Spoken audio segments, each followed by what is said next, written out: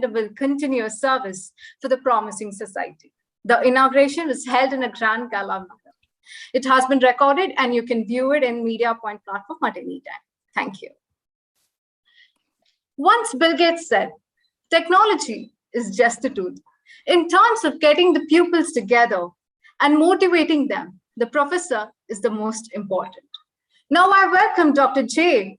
Maria Agnes Sasita, head of the Department of Sociology, to deliver the welcome address.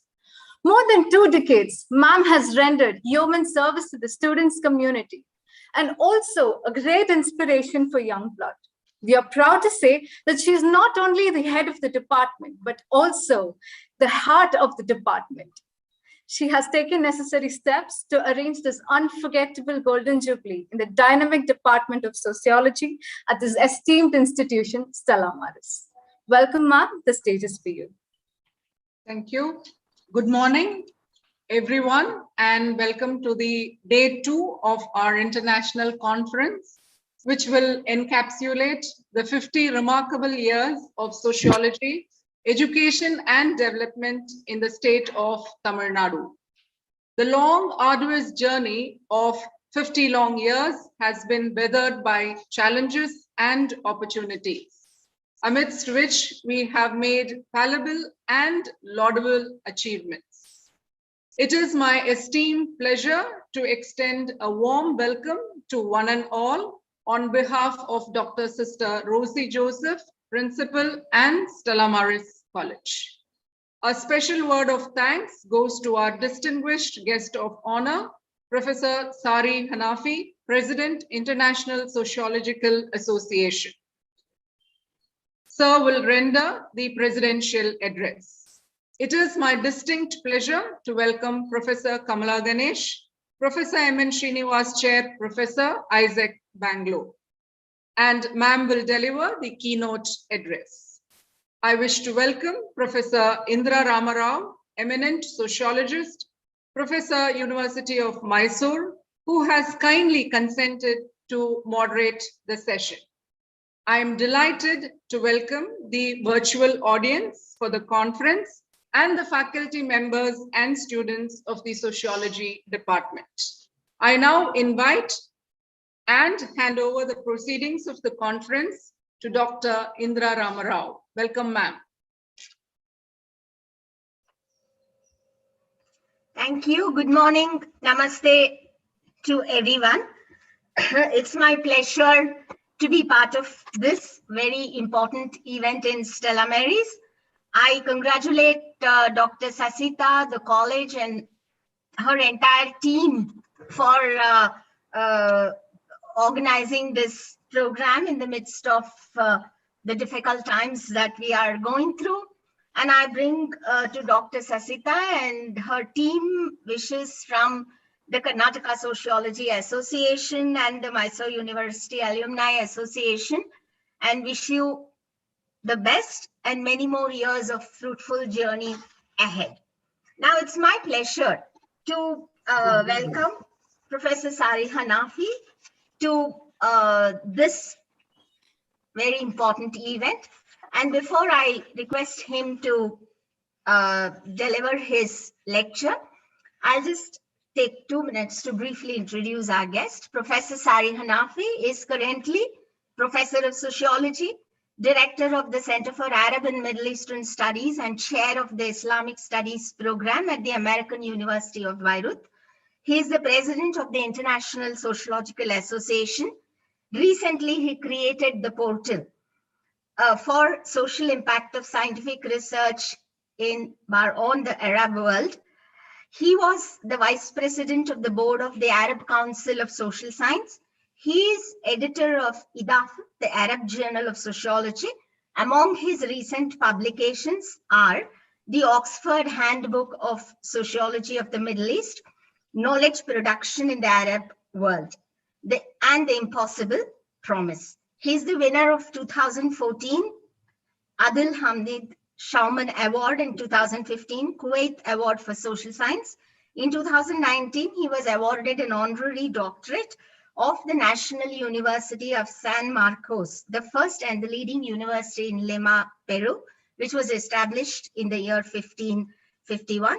It's our pleasure to have you with us, Professor Hanafi. And now I request you to kindly deliver your lecture. And Professor Hanafi said that he would speak for about 20 to 25 minutes and would be happy to take questions from all of us. Thank you. Over to you, Professor Hanafi.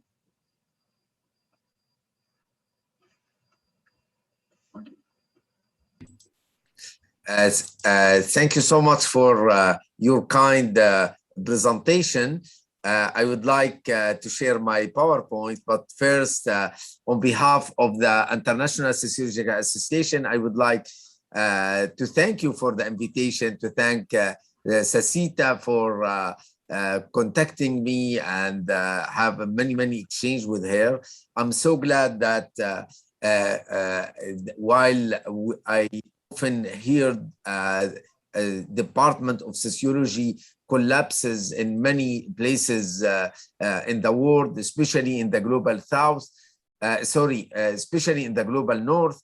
I see that you are celebrating the Golden Jubilee in Tamil Nadu. So I'm so glad that you have your program prospering, and hopefully I will hear, or my successors will be here in 25 years, that it's still there, and in 1 year, in another 50 years again.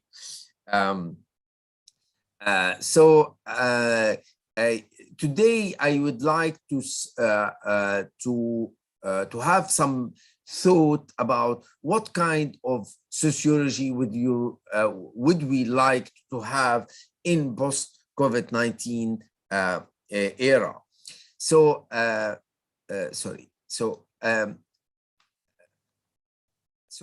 again, no need to talk about the gravity of the situation, this pandemic, which we have at least 3 million people died and 130 people also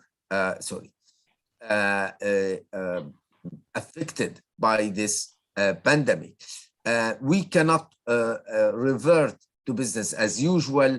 It is not only a medical crisis, it's a crisis of society. It's a crisis of relationship between society and individual, environment, and of course, crisis of the social science.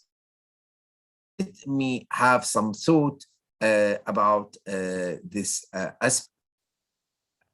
We know that the rooted causes of this disease is a kind of Anthropocene, this a creed of a human consumerism that depleted our resources, the resources of our earth. These resources cannot be renewed, and this virus is but one episode of the consumerism.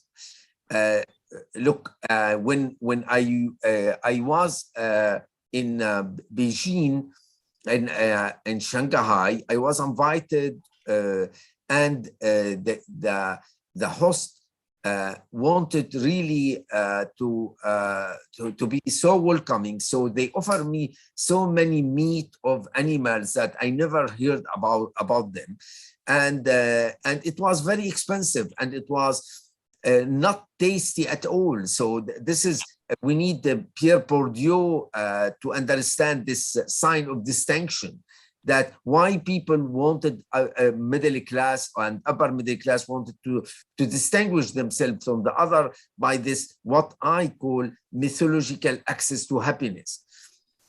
So this mythological access to happiness accelerate all the trouble we have, epidemic, death, and disasters. And 3 years ago, I wrote a piece about the global sociology. So calling specifically what kind of global sociology ISA, International Sociological Association, is promoting, and what myself is promoting. So I criticize the post-colonial discourse, and I suggest to supplement the current post-colonial approach with an anti-authoritarian one. And I think this is so needy for all the global south, including India. And the call to rethink secularism in the framework of post-secularity.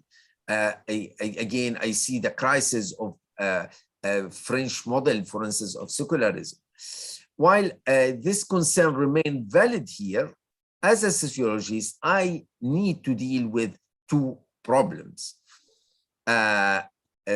First, the logic of sociological analysis, and the second, the scope of sociology as a vocation.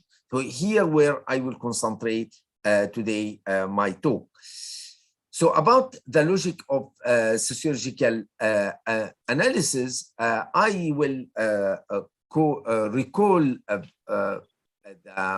the Australian philosopher Val Bulmwood, who rejected the hyper-separation between self and other, and between humanity and nature. Society and nature are perceived each as differentiated into separate compartments.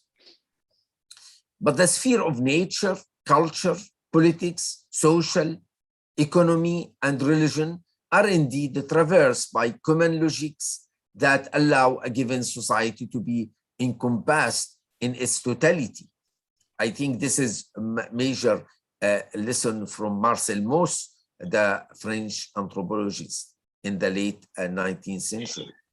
The logic of power and interest embodied in Homo economicus prevents us from being able to see the potentiality of a human being to cultivate gift-giving practices at an anthropological foundation innate within social relationships. Let us look to the nurses, how they behave in this pandemic. I think they were exemplary, or they have been exemplary in the gift-giving practices. So I would like to move to my second point, is the scope of our vocation as a sociologist. And I will go beyond the Weberian conception. Also, I will recall a French philosopher, Gilles Deleuze, who argue in 1980s, in the early 1980s, that the left perceives the world in terms of relationships that begin from the most distance and move onward. So social inequality has been, for instance, understood as a global phenomenon of exploitation whose relationship can be traced toward imperialism and colonialism. Thus, many social scientists call for addressing the existence and structures of imperialism and colonialism in order to properly address the suffering of the affected abstract social classes. So this is, I would say, many sociologists use to use this way of perceiving things from most distance and go inward. But this just struggle against the neoliberal order has sometimes eclipsed other struggles located at the bottom. This local level has been invested by identity politics movements such as religious group and right-wing and far right-wing and conservative one, which view relationships as beginning from a close point and move to the most distance. They believe in community work and in family and neighborhood relationships. I observe clearly in Lebanon, where I live, that the grassroots organization are currently the most proactive institution dealing with family who lost their jobs during the lockdown, including, I would say specifically, the faith-based organization. So my proposal for post-corona sociology is one which is capable of reinventing its traditional emphasis, that being from the outward in to create a method that uses multi-scale focuses. This includes rethinking the importance of the family and the community and the ethics of love, hospitality, and caring, and scaling up to the level of the nation state and the humanity as a whole. My dear friend Michael Borroway has often insisted that the task of sociology is to stand with civil society against both state and market dominations. This is absolutely crucial, but I would add to this task another two. First is to extend the sociological mission beyond civil society, specifically to the civil sphere in the sense of Geoffrey Alexander.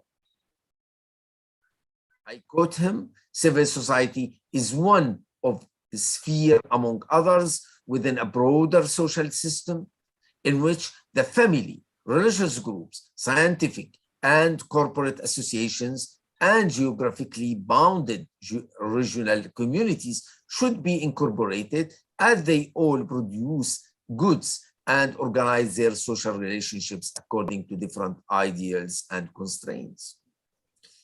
So this extension of our mission is very important if we are to keep looking at ourselves as a guardian of this civil sphere and of liberal democratic ideals.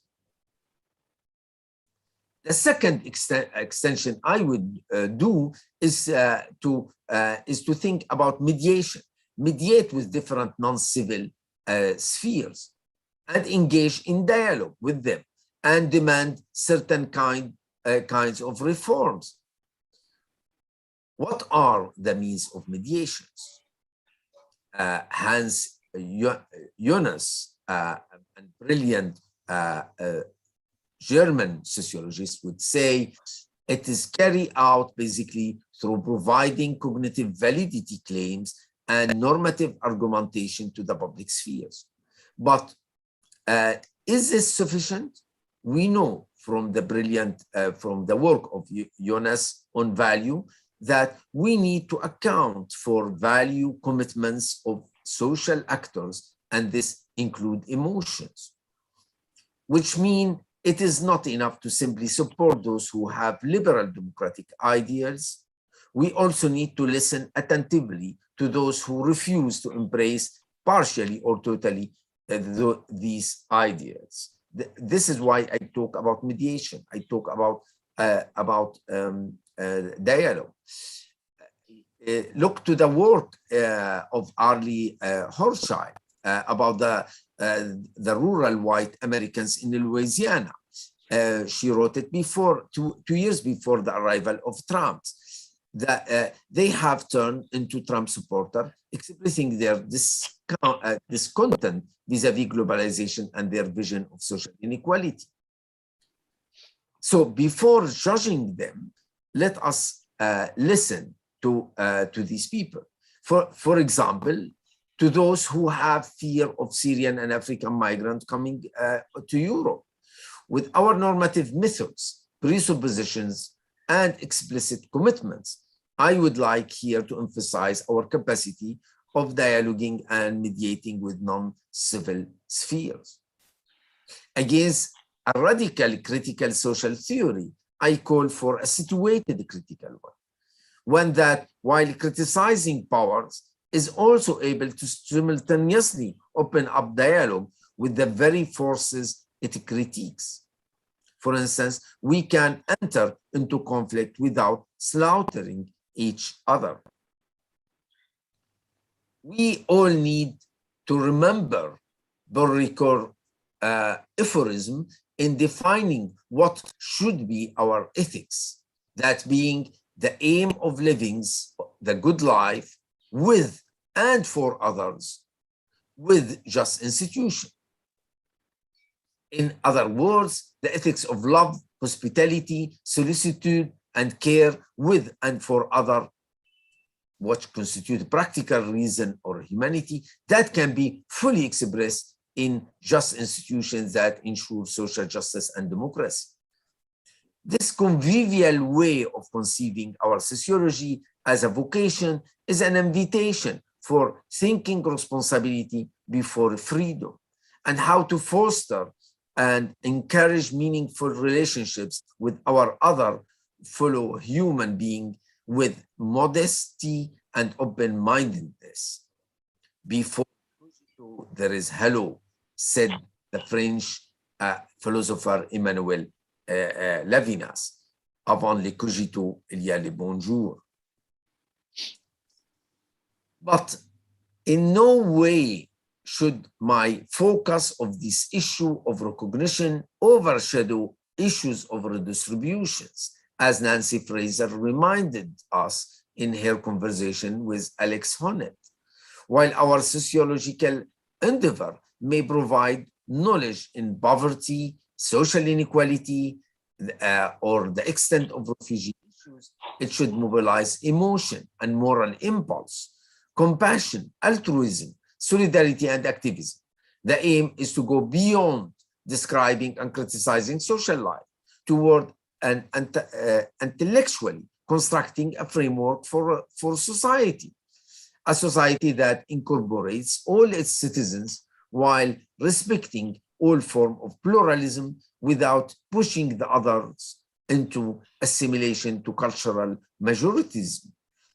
Here, I'm thinking more particularly in how France deals today with the Muslim problem and how these citizens who refuse to be assimilated provide a French society with a mirror, a crooked, passion-laden mirror in which to see a reflection of its own identity and societal problems and its tough conception of secularism.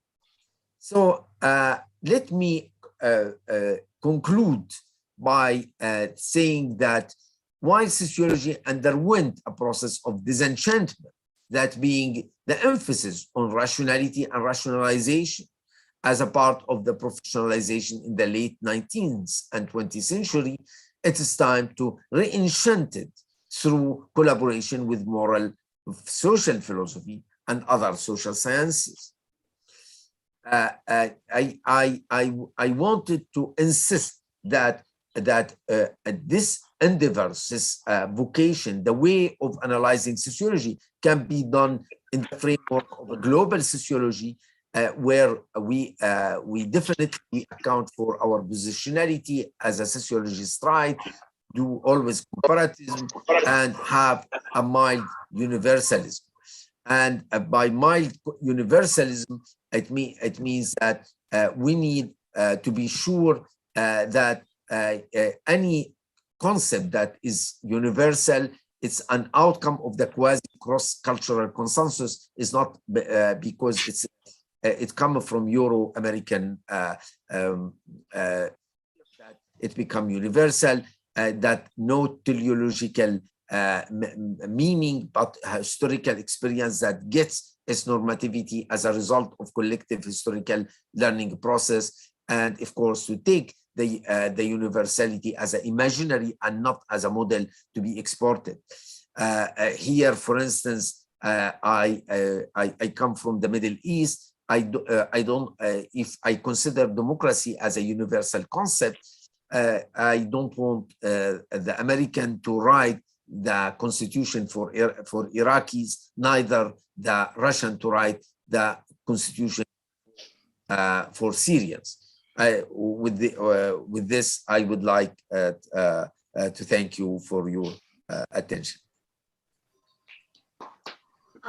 Thank you, Professor Hanafi, for setting us thinking and taking us through the sociological journey that we have to take to deal with these times in which we are living.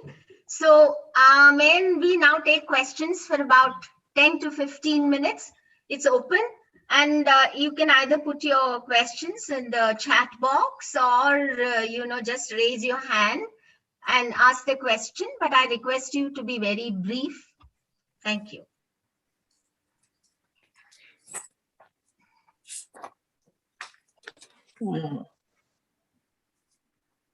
Madam Indra, I am Gurusamy from Gandhigram.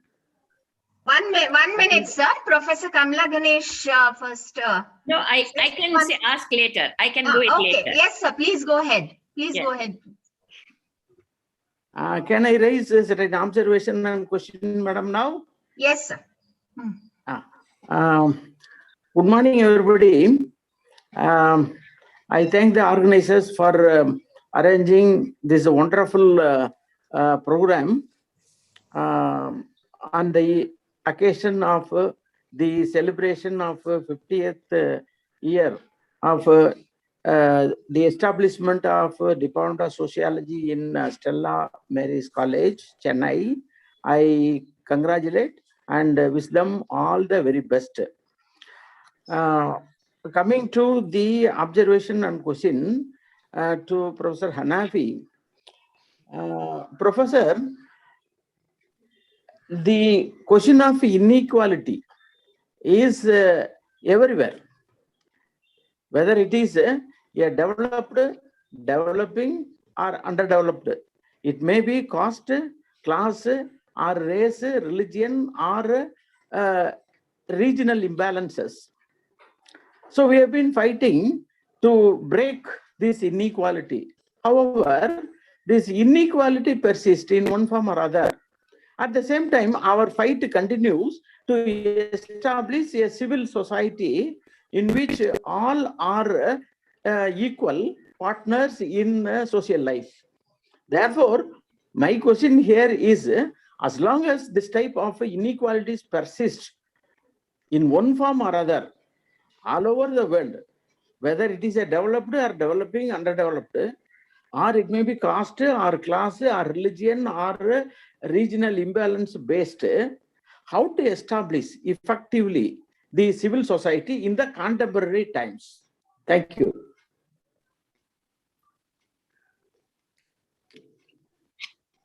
Thank you, sir. Shall we take all the questions together, Professor, and then you'll answer? Yes, Professor Kamla Ganesh, ma'am. Yeah, absolutely. Yeah. Thank you, Professor Hanafi, for that absolutely brilliant and concise and lucid at the same time, embodying very, very important ideas. And thank you very much for that. I'll ask my question pointedly.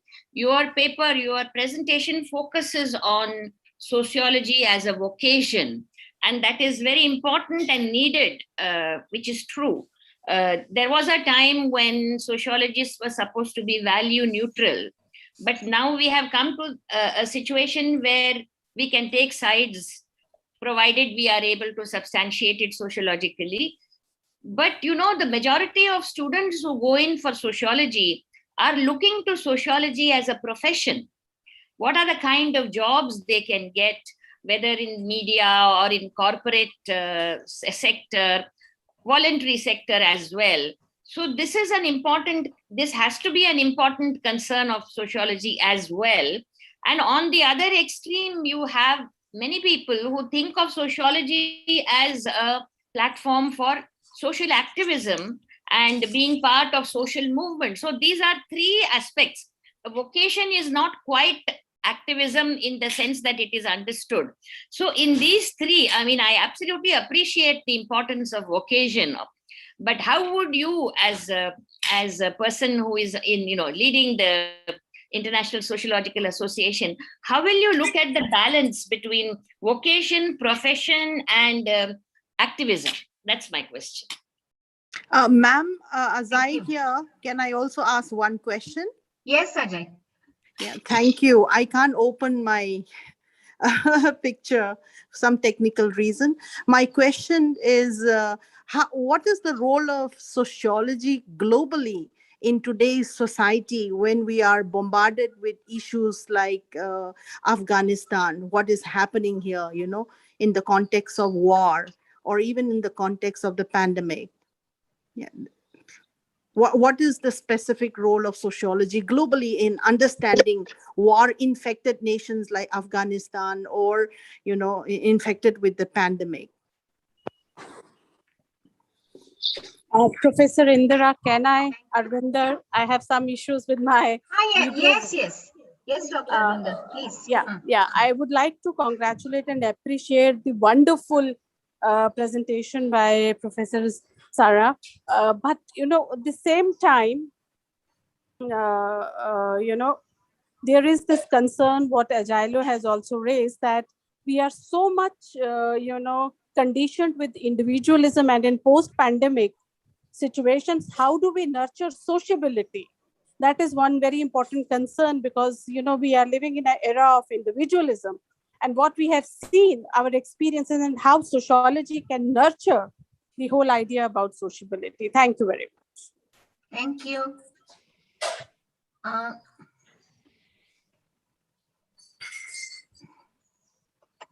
Yeah, I don't see any questions in the chat box. Professor Hanafi, would you please take on? Thank you so much for your comment, your questions. It's really very important for me to develop my thought. So I will take this 4 questions and reply not necessarily to each of it, but globally, and you will see I will have many element of reply to these questions. So what I'm trying, if you like, to say today is to make a sort of a hidden criticism of how sociology move globally, if you like, and how even that different tradition of sociologies. Okay, so Sujata Patel has a wonderful volume about the different traditions of doing sociology, and you will see, and I read it and I contributed this volume, that in fact there is a pattern you see from this, that we put emphasis on mainly on the 3 imperative epistemological imperatives. We describe, we do patterns, we try to find patterns, and then we try to concept. So describe, find patterns, and conceptualize. I would like to insist, like other sociologists did in France, like Alain Caillé, for instance, is to add 4th epistemological imperatives, which is a normative. So we cannot hide our normativity. Our normativity, as Michael Barawi put it, we stand with civil society. We stand with against the excess of the state and the market. We stand with the victims when there is a clear oppressor and oppressed, and so on. What I add to that we should. So if we want to do this, so far it's not an intellectual endeavor. It means we write. It's not sufficient. It's not sufficient to look to the abstract social class structures which produce inequality. We need. This is very important. Of course, we cannot escape that. But we need to work in a local level. whether this is family, neighborhoods, community. These often, especially with our late modernity, it was so fascination for the individualism that we forgot the importance of the community, which bring the source of morality often. So the same thing, our morality come from the globalization, from our understanding of moral philosophy, but from religion. And religion can be a source, amazing source of morality, but in the same time, a terrible source of creating out-group. I mean, enforcing in a group against out-group. I am thinking currently about India, what is going on. So I am not idealizing religion, but we cannot sociologists say, no, we don't look to this source of morality coming from religion. We are against it to court. This is not helpful at all. This is what I'm trying to say. We need to go to the language of people and try to, from their source of knowledge, try to engage dialogue with them, instead of simply say, no, we cannot deal with these. These are the evil, and so this is my basic message today. So actually about the vocation, yes, I think we should admit that sociology has multiple vocations. Some of it is really very professional. I mean, produce knowledge necessarily to overcome pandemics, to overcome civil war, etc., even small problem in the community. But you need, some of the sociologists need to go beyond that. And again, we should not make a statement about a sociologist. Say this sociologist, he never go to street. No, we cannot do this. We look to the field of sociology in the Tamil Nadu, for instance, and to say whether sociological community is shying away from the social movement. Here, where become a problem. So we need to be sure that some of the sociological community is doing public sociology, doing some activism, engaging with people on the low bottom, that to ensure this back and forth. Again, we have so much evidence that there is like in in economics, we say there is no trickle down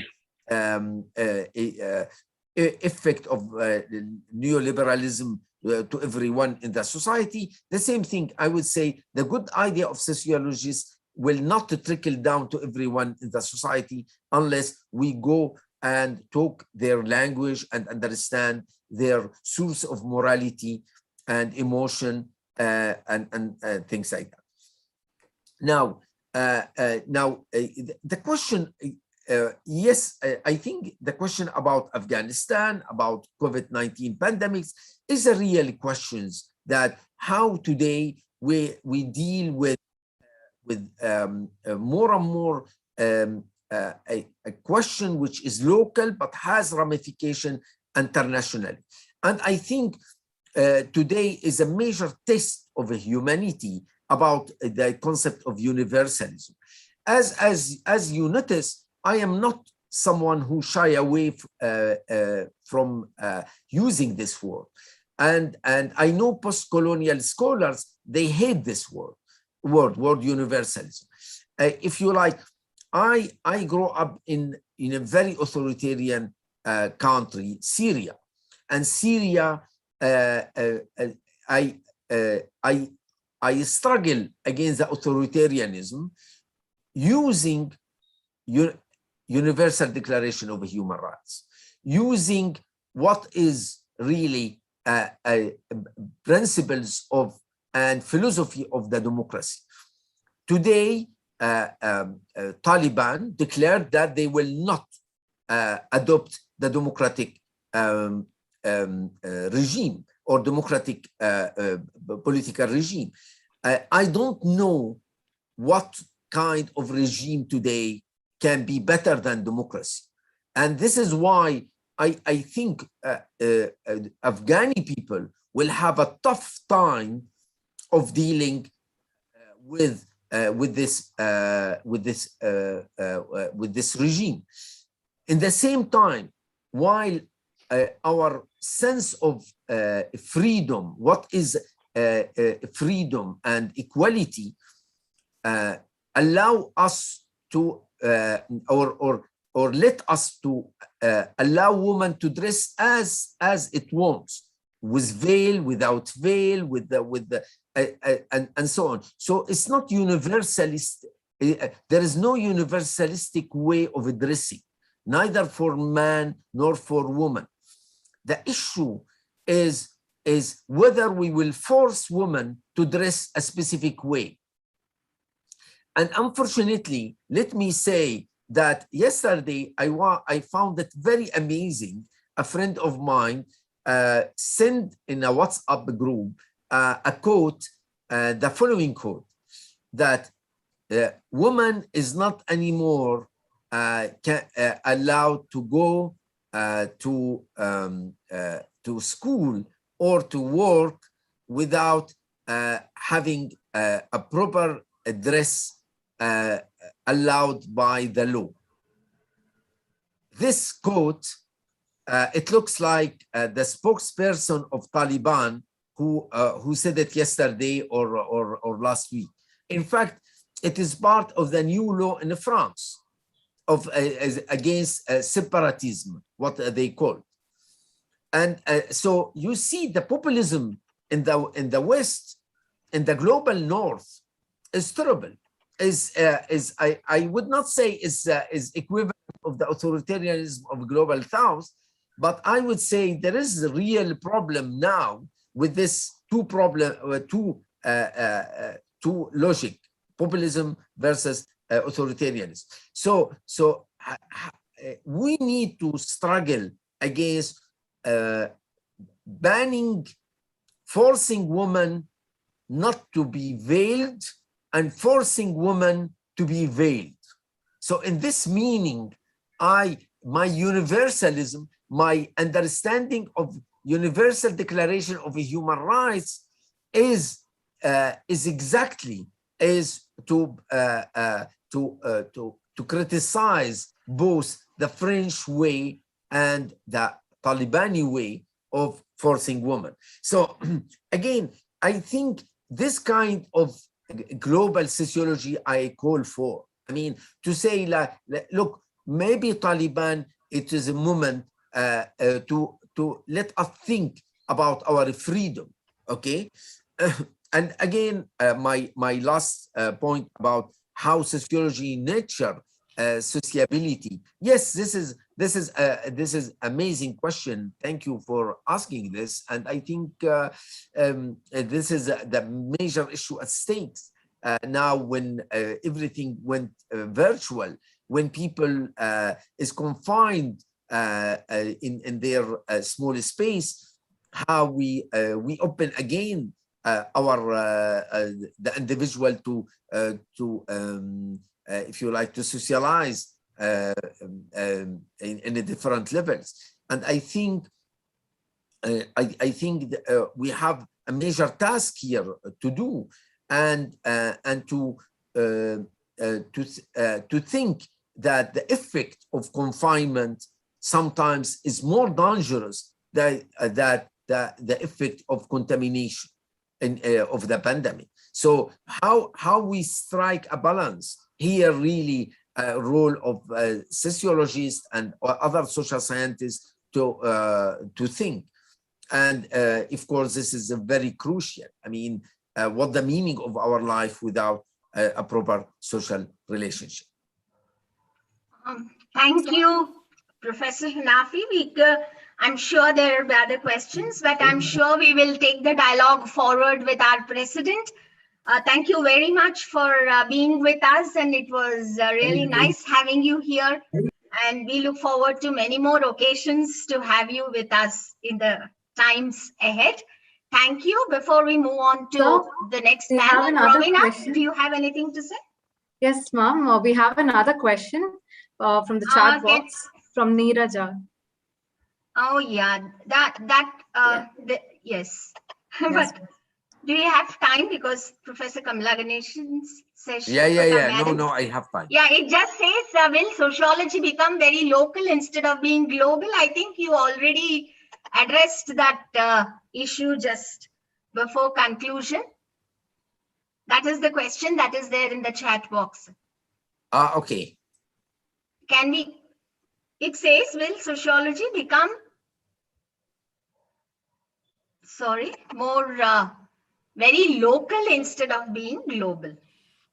That is the question that is there in the chat box, and you were talking about that already, I suppose. Will sociology become very, very local instead of being global? Global, yeah. Okay, and there is another one. How can it encounter the question of what do you think about Muslim sociology in South Asia? Is a major challenge of minority is to negotiate majoritarianism. Yes, I think first of all, being close to the community doesn't mean at all to be provincialist and local. It's you need always, most of the problem of the local is often connected to the global. So in no way I am calling, if you like, by being closer to the community, that we produce something just for the community. And I think the conversation with peers is extremely important. This is why you understand me now, and I understand you. Okay, so because we can have a conversation, even if my example is very local, from Lebanon, from France. The question of the cultural majoritarianism is a very serious issue nowadays, and I think how we push minorities to be assimilated is something we find it specifically in a populist region and global. And sociology should against assimilation, specifically forced assimilation. We pray. Remember that our founder Emile Durkheim, important for him, in our late modernity, where the major motto is pluralism, how we can be plural, but in the same time have a social cohesion. And the social cohesion should never go forced assimilation. And unfortunately, this is what is going on more and more. And specifically when I see, for instance, I read the current politics in India, that how by the nexus between religion and politics in the current government is stigmatized and force minority groups like Muslims to have a specific practice of the majority, and this is really very dangerous. And I think we need to keep this key word of pluralism in our society, specifically with our late modernity, where individualism is very important, where we should admit that we cannot, nation state is not the only container for everyday life of people. Thank you very much, Professor Hanafi. And Rowena, do you want to say something? Shall I take the session? Ma'am, you can go on. No? Shall Ma'am, I? you can go on. Yeah. Thank you very much, Professor Hanafi, Ma'am, on ma'am, behalf there of is all of another us. thing. Yeah, we'll take the questions maybe later. We can send it to Sir because it's 12:30. Thank you Yes, very ma'am. much. It's now my pleasure to welcome Professor Kamala Ganesh. Professor Kamala Ganesh is currently Professor M.N. Srinivas Chair at the Institute of Social and Economic Change, Bangalore. She was formerly Professor and Head of the Department of Sociology at the University of Mumbai. Her fields of interest include gender and kinship, women's history and archiving for women, culture and identity, and Indian diaspora studies. She has been ICSSR Senior Fellows and Scholar in Residence at the Shiv Nadar University and Fellow and Visiting Professor at Leiden University, the Netherlands, and Münster University, Germany. Professor Ganesh has engaged with several research projects in Tamil Nadu. Her PhD work was located in Sri Vaikuntham in Tirunelveli district. Her book, Boundary Walls, Caste and Women in a Tamil Community, which came out of that research, won the silver medal of the Asiatic Society of Mumbai. She has achieved and written about the Cancer Institute at Adyar. Professor Ganesh has also worked and published on Sri Lankan Tamil refugees in Germany, Canada, and Tamil Nadu. Recently, she published on the Tamil saint poet Andal. The book, co-edited by her, 0 Point Bombay in and around Horniman Circle, was listed by The Guardian of London in 2013 as among the 10 best books set in Mumbai. Professor Ganesh has been convener of the Research Committee on Migration and Diaspora of Indian Sociological Society and also has been on its managing committee. She has been secretary of the Commission on Women of International Union of Anthropological and Ethnological Sciences and joint secretary of the Indian Association of Women's Studies. It's a pleasure to welcome you and have you with us, madam. Please. Yeah, thank you. Thank Now, you, Dr. yeah. Professor Indra. I'm really delighted and honored to be here with you all. The Professor Indra, Dr. Sasita, other faculty of Stella Maris, and the students from Stella Maris. And I also see the names of several colleagues from sociology from all over the country. So I don't know if Sister Christine is here, but my greetings to her in any case. And Professor Hanafi, you just heard a brilliant lecture by Professor Hanafi in which he deals with the global sociology and many global issues, while at the same time stressing on the importance of the local. I'm going to talk more on India and also a little bit on Tamil Nadu. And my focus is on the students of Stella Maris and other students of sociology in Chennai and in Tamil Nadu, which the question that often is in their minds is, how do I carry on with this involvement in sociology? What does the future hold? This is one of the important questions that students are often faced with. And while sociology is an important social science discipline, people outside sociology are not quite sure what it is. It is still in that kind of a stage. So I'm going to go in that direction. The Stella Maris Department of Sociology's Golden Jubilee year marks an important milestone in the development of sociology at undergraduate level in southern India. Stella, as it is affectionately called, is a landmark in Chennai. I know I've lived in Chennai. It's an autonomous, re-accredited with NAC and with the highest grade A, recognized by UGC as a college with potential for excellence.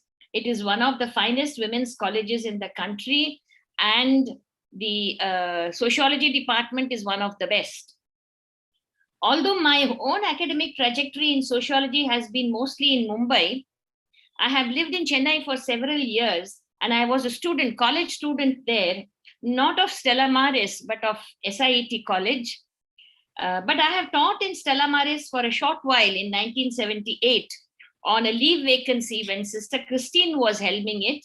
I have very nostalgic memories of that time. I'm not sure if Sister Christine remembers me, but I do think of her and the college quite often. Then I moved to Mumbai, where my subsequent studies, MA, PhD, and my teaching career continued. But a substantial part of my own research has been in Tamil Nadu. For my PhD research, I did ethnographic fieldwork in Srivaikuntam, Tirunelveli district, on a community called Kottai Pillaimar, who used to live in a mud-walled fortress granted to them by the Pandyan kings, along with other privileges a couple of centuries ago. The women of this high caste, they were born inside, and only upon death were they carried out for being cremated outside, along the banks of the Tamraparani River, which ran behind the fort. This community had attracted media attention as an exotic survival from the past. Maybe some of you have heard about them. I looked at the community as a whole, not just at the women's position. I looked at the Jajmani-like relations they had with a number of other service castes who lived outside. The Kottai Pillaimar were an integral part of Srivaikuntam's economic, social, and religious structure and ethos. The women's seclusion was in essence not an oddity, only an anachronism. It reflected a fundamental principle of pre-modern Hindu caste society. The hierarchy between castes was maintained through control over purity and sexuality of the women, protective control for upper caste women, and exploitative control over lower caste women. My second sociological engagement in Tamil Nadu was while archiving the Cancer Institute at Adayar, Chennai, for the Avabai Vadia archives for women in Mumbai. The institute is a renowned model for cancer treatment with cutting-edge technology, but also for its outreach to the poor by providing affordable care. It was established by Dr. Muthulakshmi Reddy, eminent social reformer and campaigner on women's issues. It was helmed for many years by Dr. V. Shanta, who is a legend in Chennai and who passed away recently. As mentioned, I have also researched Tamil refugees from Sri Lanka who are migrants in Europe, Canada, and in Tamil Nadu on areas of political, cultural, and diasporic identity. Lastly, I have been also working on the Bhakti movement and on Andal and the Alvars in Tamil Nadu. I say this in some detail to let the students know that there are a whole lot of areas which have to do with Tamil culture and Tamil society that are open for research. And there is no need of thinking that it is a very boxed or a narrow situation that you can only do this or that. Actually, the sky is the limit. And I have, in fact, titled my talk as "The Sky is the Limit, Expansive Scope of Present-Day Sociology and the Many Choices for Students." Residing in Mumbai for many years, I have become a Mumbaikar. You can say that circumstances have taken me out of Tamil Nadu, but Tamil society and culture have remained in my thoughts and academic pursuits. In today's lecture, I want to give you an idea of how sociology has, in the present day, become a very expansive subject with many subfields and applied fields. It can be a profession or a vocation, as Professor just pointed out. Dear students, no matter which field will be your karma bhumi in the future, your brush with sociology in colleges like Stella Maris will hone your skills and capacities to tackle issues and challenges you are faced with in the future. Let me start with how sociology evolved as a social science discipline in the West.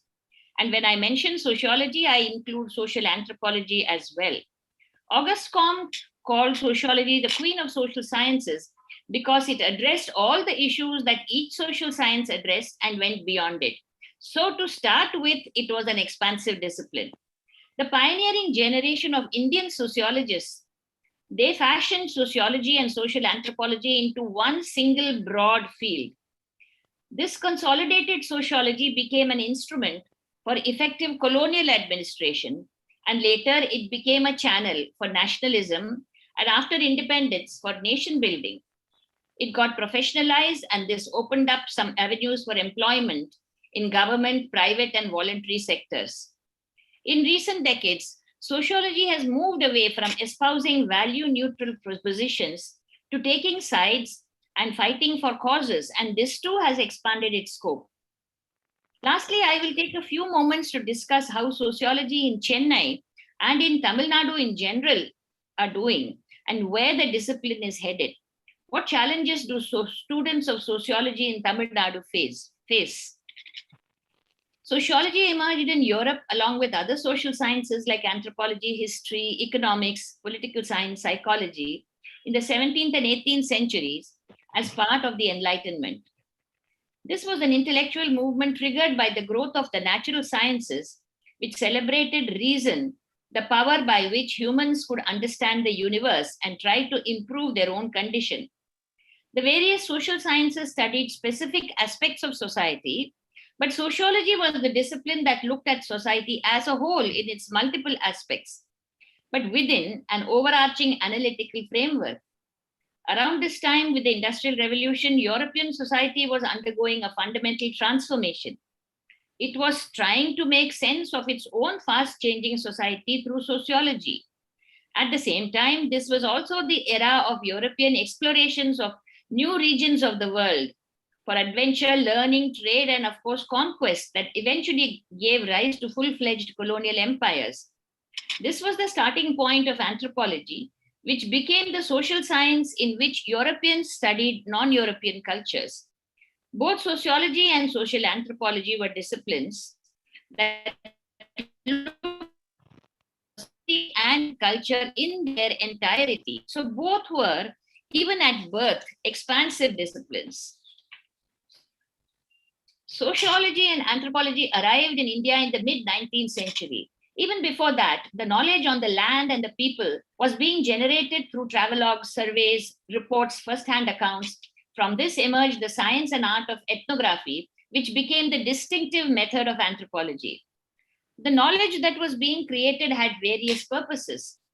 As the field evolved, these purposes multiplied and consolidated, shaping and expanding the scope of the discipline. In the colonial period, both disciplines, but anthropology more than sociology, became an important instrument to understand the alien society and culture and rule more effectively. You might have heard of Thurston's Castes and Tribes in southern India, Herbert Risley's ethnographic surveys, and the voluminous and meticulous documentation in the district gazetteers.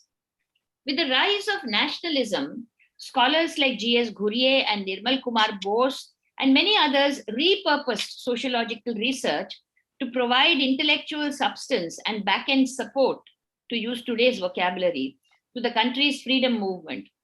Post-independence, the project of nation building was taken up seriously by sociologists who engaged with development and policy aspects. The slew of village studies that came out in the 60s and the 70s was a part of this project. After the 1970s, with the magic of independence waning and the growing economic and social crises, poverty, agrarian distress, lopsided urban development, rise of communalism, struggle of marginalized groups like women, Dalits, and tribals for social justice, the scope of sociology expanded in a very big way. Post-1990s, with neoliberal reforms, globalization, and emerging digital technology, sociology has once again opened up now to new areas of inquiry.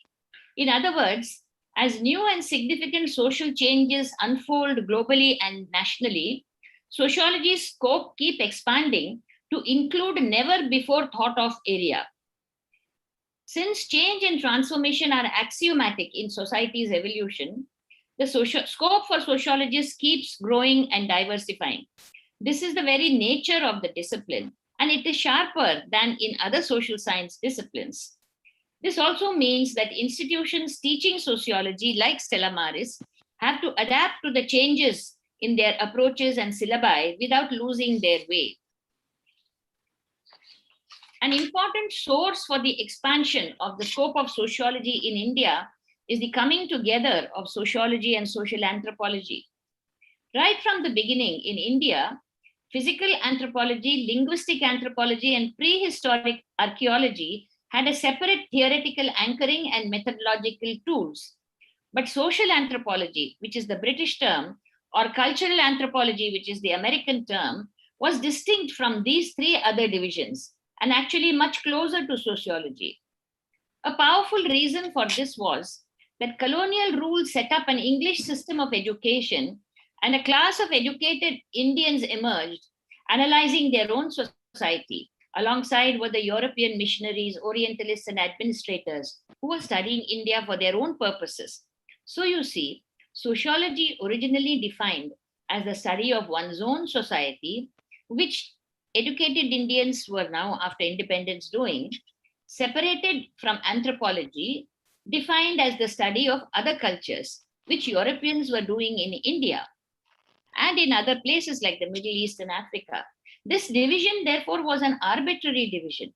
Actually, the two disciplines were intertwined.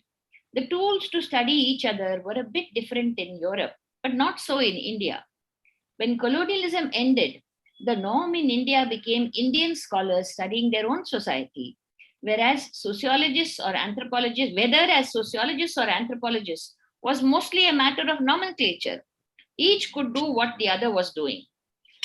Another supposed distinction was that sociology was the study of industrial and urban society, whereas social anthropology was the supposed study of simpler societies, the so-called primitive cultures and small-scale societies. As we all know, even in India today, we cannot make a hard and fast distinction between rural, tribal, and urban cultures. They tend to be in a continuum, even where the geographies are different. Likewise, modes of economy from hunting gathering through shifting cultivation, pastoral and settled agriculture, as well as advanced industrial and post-industrial systems coexist in the same broad region. And sometimes the same communities practice different aspects of each of these stages simultaneously. Beginning from Gurye to Srinivas, Bete and others, there is now in India a strong tradition of sociology and social anthropology being seen together, but keeping them separate from physical anthropology. Even if departments are named as sociology departments, they include traditionally anthropological courses. For example, my own department of sociology at the University of Bombay has several papers in cultural anthropology, including 2 compulsory papers on classical anthropological theories and contemporary theoretical developments in social anthropology, just like there are 2 theory papers in sociology. There are also several electives which are social anthropology based, like kinship, religion, and so on. There are separate anthropology departments in the country which focus on physical anthropology using specific scientific and technological tools. Delhi University's Department of Sociology, set up by M.N. Srinivas, follows the same pattern of Bombay University, offering both sociology and social anthropology courses for an MA in sociology. The faculty of these universities often refer in their writings to sociology and social anthropology as one unit. What is the implication of this? The field gets more expansive. It covers all parts of the globe, and the researcher and the researched may or may not be from the same culture. So many methodologies are available, from positivist to interpretivist, from surveys, scientific sampling, quantitative analysis using advanced statistical techniques, to qualitative research, focused group discussions, depth interviews, life histories, free-flowing narratives, and ethnographic fieldwork with participant observation, to grounded theory, which starts out without any hypothesis and then arrives at a hypothesis at the end of the research. There is nothing to get alarmed about this. There is now a great deal of interdisciplinary borrowing. Ethnography, for example, is now no longer the preserve of social anthropology or even of the social sciences. Market researchers, psephologists, and even writers have adopted it. Amitabh Ghosh is an illustrious example of the last. One can choose a methodology appropriate to one's topic and questions one wants to ask. One can judiciously mix methodologies, quantitative and qualitative, in different phases of the same research. This expansiveness has also led to a recurring debate within sociology and social anthropology on whether they fall within the scope and methodology of the sciences or the humanities. To start with, when these subjects just emerged as disciplines, the preferred nomenclature for them was science. The prefix social science or human science was used to distinguish them from natural sciences. It was the era of Darwin's theory of evolution and natural selection. Debates on the origin of human beings were transposed on to origin and development of society and culture. They were seen as evolving from more simple and primitive stages to greater complexity and advanced stages following the biological model of evolution. The overall framework was positivist. The social sciences were seen as geared to uncovering pre-existing truths of the external world and discovering laws that govern society and culture through scientific techniques of data collection. But sociology, and more so social anthropology and philosophy, were also casting inward glances and reflecting on their own methodologies. So, for example, pretty soon in its development, sociology started looking at not just structures and functions, but also at meaning and agency of the individual and of communities. Interpretivist methodologies started being espoused. There has been a long tradition of debate on this without being resolved conclusively. The current position is that sociology is both scientific and humanistic. This means again that a whole range of methodologies are available, and one can make a choice depending on the topic, the sources available, and the way the problematic is framed. The question then may be asked, if it is so broad that it includes practically everything pertaining to society and culture, then does sociology have any analytical value? The answer is yes. There are certain premises, assumptions, lines of argumentation that cut across specific topics and methodologies.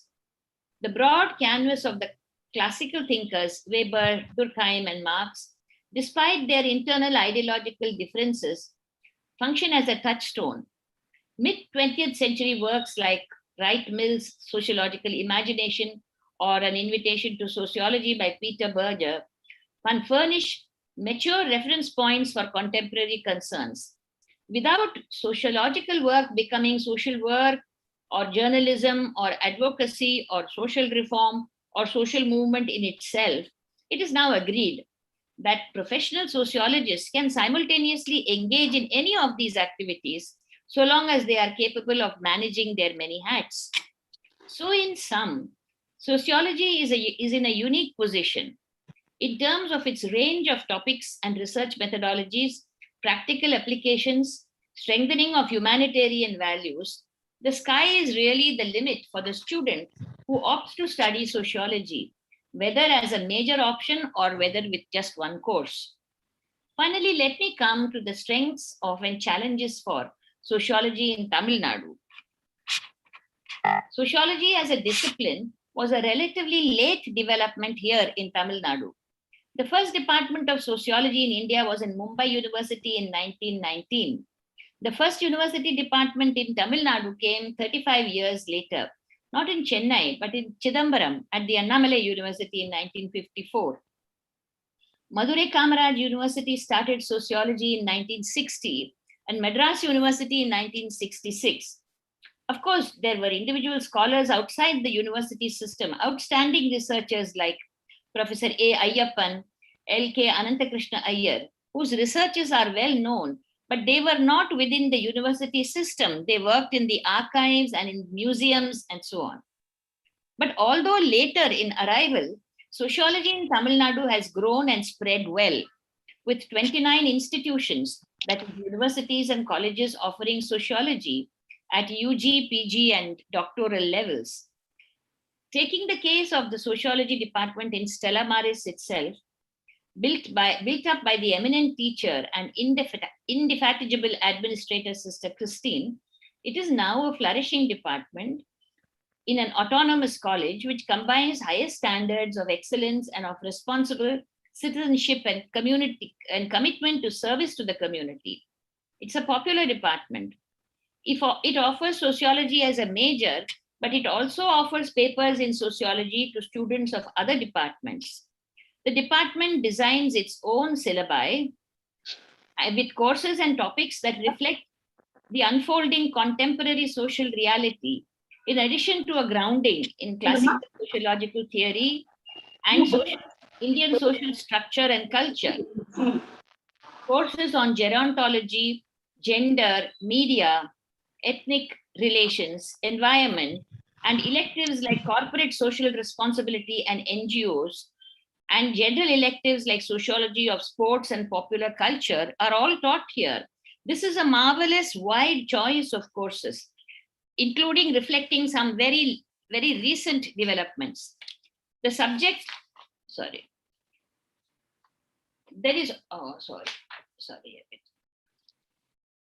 In fact, with many colleges in Tamil Nadu getting autonomy, they get to make their own syllabus, conduct exams, and also grade them. And I find that such colleges have innovative courses in applied sociology. Medical sociology, for example, is quite a popular option. Science, technology, and society, media and society, future studies, sociology of entrepreneurship, development, to name a few. There is also the option in some colleges of taking courses allied to sociology with fewer credits. For example, New College, I noticed allied courses that sociology students can take include organizational behavior, human resource management, consumer behavior, then to get into corporate careers. At the same time, in some of the colleges and universities, there are some residues of older courses like social problems, which are named as social problems, which reflect the old mindset of welfarism. Nowadays, we talk about social issues, not social problems, and about marginalization and social justice. So there are a few such anachronisms that I noticed in the syllabi, and there is a need to think through some of them and try to modify them. In general, sociology in Tamil Nadu is more oriented to enabling students to get into corporate careers, social work, and the civil services, which reflects a very practical bent towards employability. There is a somewhat less intense engagement with critical sociological analysis and theory building, which are also important. Of course, there are honorable exceptions, but this is not the general trend in Tamil Nadu. Connected to this feature is a preponderance and prominence of positivist research methodologies and a rather less enthusiastic reception for interpretivist methodologies. Positivist methodologies are certainly valuable in certain kinds of research, but given the wide choice available in methodologies, overemphasis leads to some imbalance, which is worth setting right. Tamil Nadu as a whole is strong in the knowledge and practice of English, which gives it a competitive advantage over North India in any all India scenario. This is laudable. English medium here is the norm, but I noticed that there are very few institutions that have dual medium, that is both a choice of opting for Tamil or English medium or only Tamil medium, the presence of which would make sociology more inclusive. The subject is one that offers immense choice, and one can choose it as a profession or as a vocation.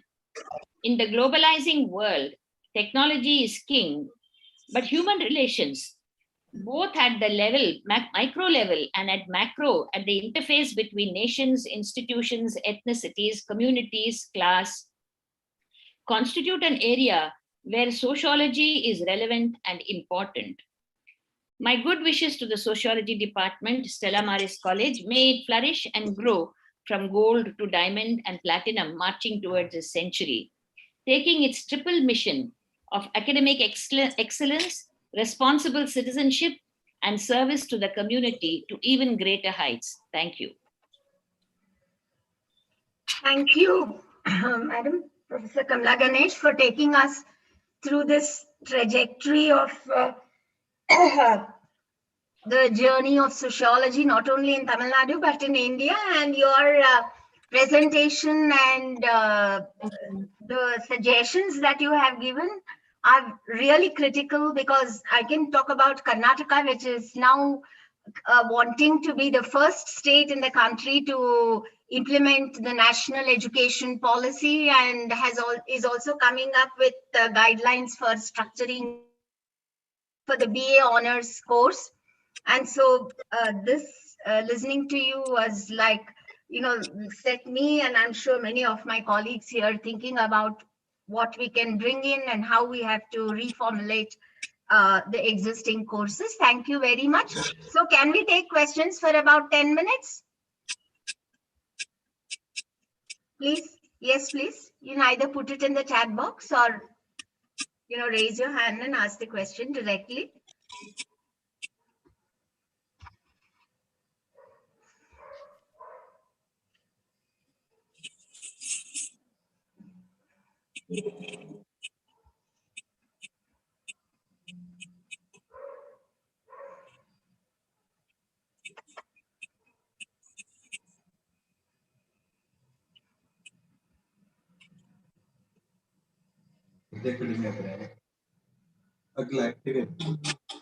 Yes, please.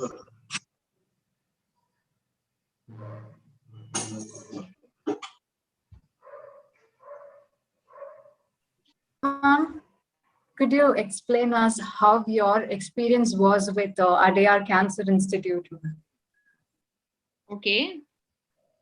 Should I wait and take a few more questions? Yes, ma'am. Any, please ask so that you can answer all of them together. Yes, please. Any other questions?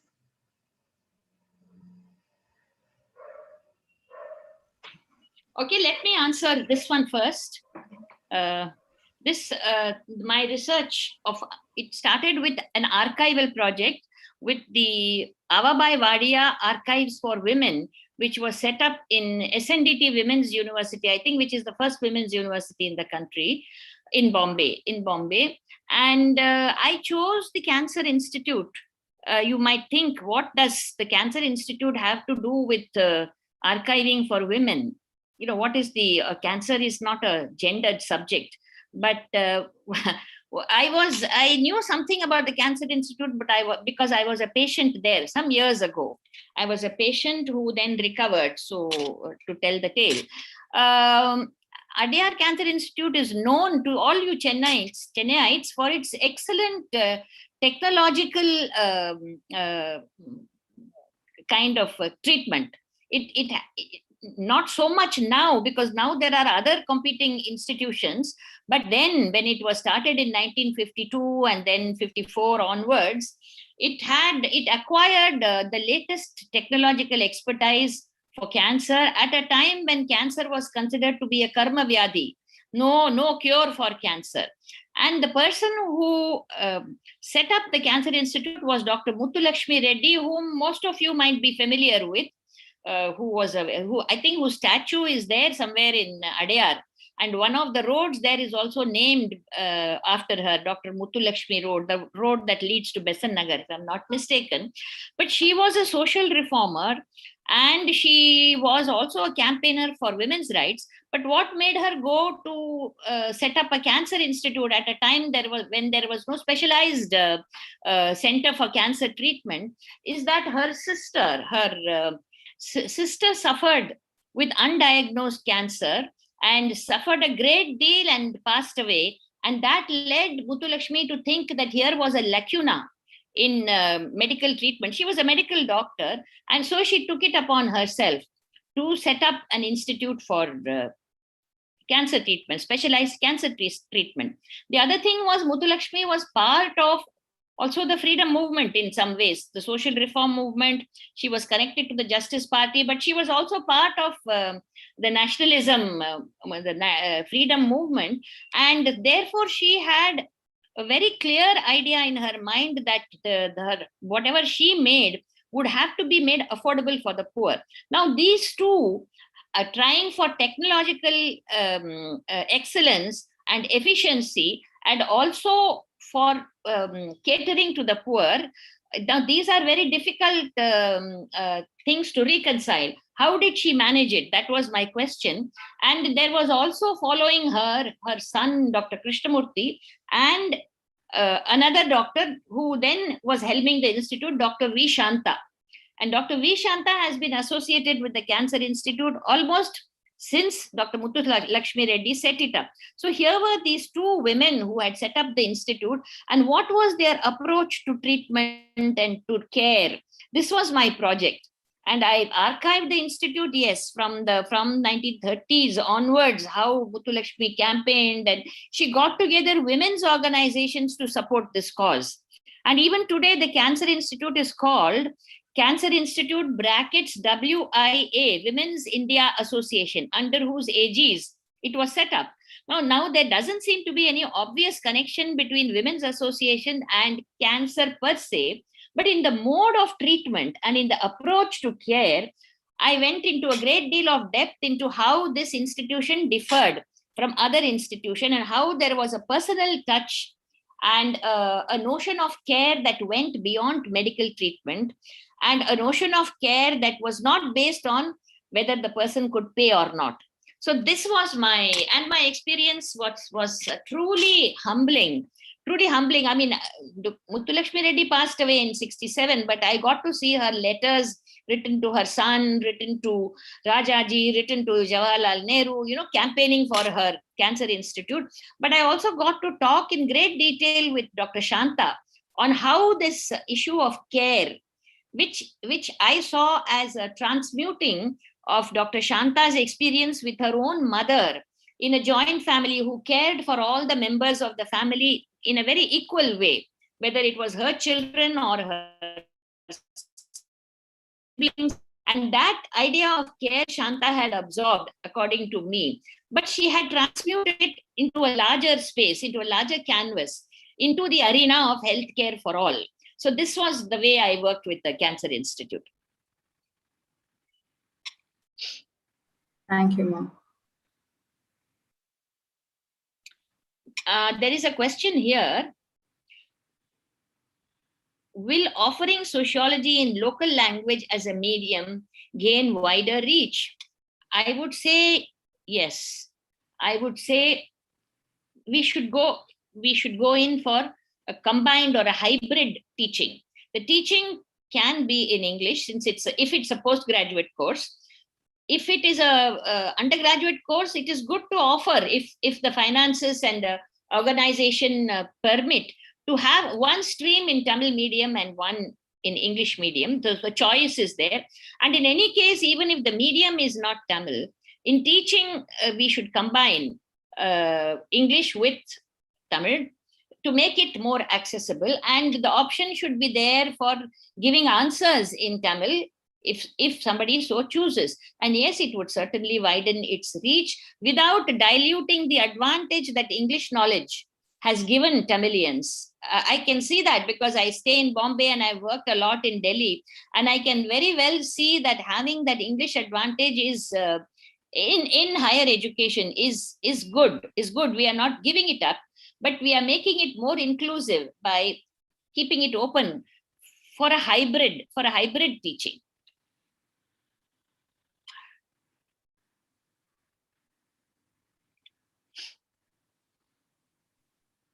Ma'am, there's one more question in the chat box. Yes, I saw that. Yes, on interest in research, right? Yes. Yeah. At the undergraduate level, I think the first research skills or the bare research skills should be started at the undergraduate level with, is there one course on research methodology in Stella? I can't remember now. We do have. And generally other colleges are also having research methodology? Yes. Yes. And are the students supposed to do an assignment, their own assignment? Yes, ma'am. Yes. So that is good. But what I noticed was that, let us say, sampling surveys, questionnaires, these are what are given pride of place in research. Whereas sociology and social anthropology research is now sort of going very, very on different paths. And that you don't have to be scientific in this way, that only you have to do sampling, or, you can have different approaches depending on what problem you are choosing, or what what topic you are choosing. And also at different stages of the research, different methodologies may be valid. So I think a greater exposure to the more interpretivist methodologies, I think will make, though you have a component of research methodology, please make it a little wider to include the interpretations. That is the positivist based on facts and statistics and tables and questionnaires. That's good. That is one part. But the other part should be about the interpretivist methodologies, and how do we gauge them then?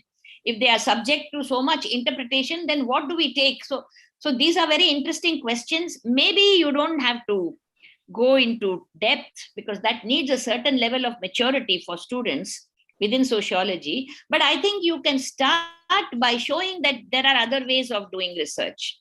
That's what I would suggest. And yeah, I think those are the questions, right? Yes, ma'am. Are there a lot of students in this audience?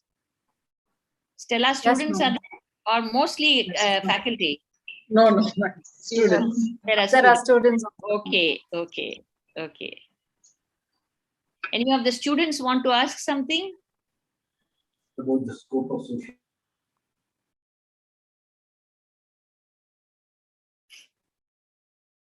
Ma'am, given the opportunity, ma'am, how was your experience with Stella, ma'am? I really wanted to ask in the beginning, but I was waiting if we could get a chance. No, but I was there only for a month, very, very short duration.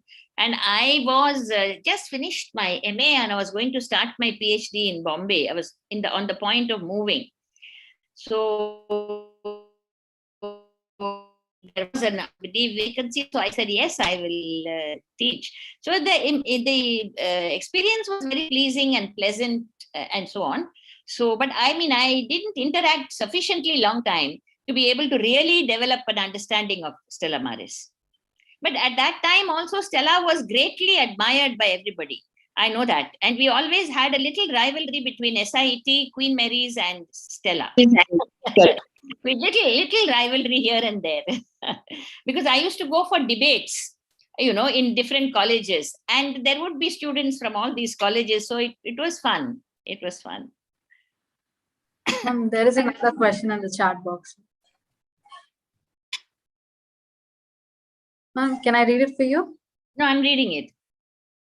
Yes. No, I think sociology, speaking from a person who is in Bombay, sociology is very popular also for several careers nowadays. For example, for the IIM interviews, there is this is an unverified rumor, but that IIM Ahmedabad, for example, welcomes students with psychology and sociology backgrounds. If you see Delhi and North, for civil services exams, sociology is the most, popular course, right? And now in Bombay is the center of a lot of media activities, newspapers, journalism, TV channels, so many others. So sociology person has got a good openings in several of these. And of course, in market research, which is done in a big way in Delhi and Bombay and in the big cities, and even in Chennai. So actually, from the time I started to now, sociology has opened up for a lot of job opportunities. And if it is combined purely from the job angle, if it is combined with some certificate courses or some papers which are more well tuned to, like I found market research being taught as an allied course in New College, I mentioned that. So then it's a combination, and also lots of human resource development organizations are looking for sociologists. lot of voluntary organizations, NGOs want sociologists. So the scope now, I don't know about Madras. In some ways, Madras is a little restricted that way, but not anymore, I think. And so there are much more opportunities than they used to be. And so there you are. And people who do undergraduate in sociology, then sometimes they don't necessarily stick to sociology. They go on to doing either certificate courses in advertising, in market research, in journalism, in human resource development. And so therefore, you're at the undergraduate level, a little bit of this research methodology in a more rounded way would help them.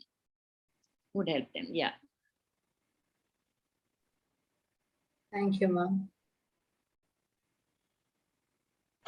Dr. Sasita is here? Yeah. So thank you very much. On behalf of everyone here, I thank Professor Kamala Ganesh for being with us and taking us through many thoughtful movements.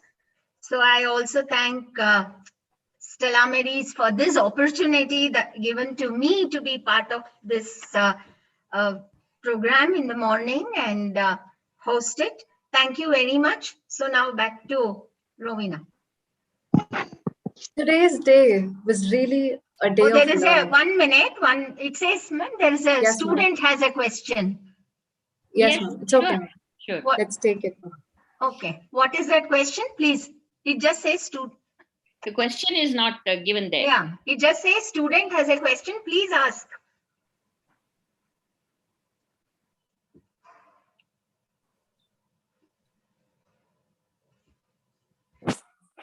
Ma'am, ma'am, so my question is, how do we, before you address the fact that, teaching in the regional language should also be an important component in teaching sociology itself. So now that most teachers don't know the actual terms, actually there are no terms, the English, say for example, alienation or something like that. The words are not really, haven't been translated yet into the regional language. So how do we bridge that gap between the English language, like the terms that are already there, and how do we convert it to the regional language? See, you are staying in a country, in a city and a state where the Dravidian parties are ruling. It is up to you to be able to lobby them for having projects of translation. I mean, there are translations done for poetry and for literature and so on, but for technical subjects, there are other states like Maharashtra is very advanced in producing translations of the classics into Marathi, writing originally in Marathi, original stuff in Marathi, preparing dictionaries of Marathi and English, the words. Now, this is a project that, I mean, you can put your students who have to do assignments on some of these things. It's a very important thing to build up. And I mean, I don't see why in Chennai, if you tap the right sources, you can't find, you will have to have the will and the interest to do it. And yes, without that, without translating the classical books, without writing originally in original Tamil works, without producing dictionaries and lexicons, you can't teach. So to bring about Tamil medium, you have to develop the infrastructure for it. And I think this is an important task because we have to be bilingual. English, we certainly don't want to drop our hold on English, but it is also important to make it available, make the subject available to a larger group. So, yes. I may just take 1 second and add that there is the National Translation Mission, which is bringing out glossaries in different languages. In fact, we are just, it is under print now, completed a Sociology, English, Kannada glossary with 12,000 words. Here, the National Translation Mission is based in Mysore, and they have this project. They've taken it up in many languages across the country. Okay, there's one. Can we take one just last question? Yes, please. What Yes, will be Nadu. the future of sociology in coming years? Because sociology has gradually started getting into the nerves of people as a promising course. Promising. What do you mean by it's a promising course? That means what? They're making promises and not keeping them, or what? Why should it get into the nerves if it's a promising course? I didn't understand.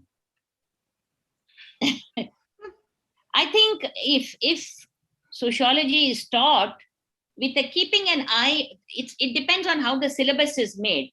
Keeping a balance between theory and practice, keeping including skill-based courses in sociology, looking at what is the human power, manpower needs of the state and where students can go, and honing it like that, not just talking in the air, but making it more, or it can be a vocation, as the professor earlier said, Hanafi said, it can be a vocation. People with sociology are better geared to get into social work.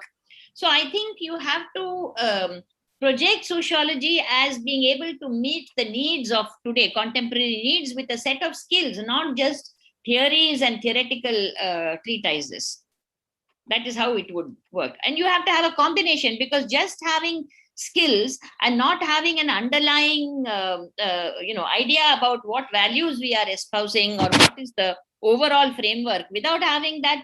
So it's all about the quality of the teachers, how they project it to the students, and how the college develops its syllabus. I don't think it has started getting into people's nerves. I don't know what you mean by that. I find it in the north, I find it a popular course, but that is very instrumental. They want sociology because they want to answer the sociology papers in the civil service and get into IAS or IPS. So that there is that's another problem, but it's not unpopular. I would say it is not unpopular. Okay. Thank you, ma'am. So thank you for being with us again. And I want to thank everybody who joined us. Now to you, Ravina. Yes, ma'am. Today's day was really a learning day. Ma'am, I would wish to talk about Professor Indra.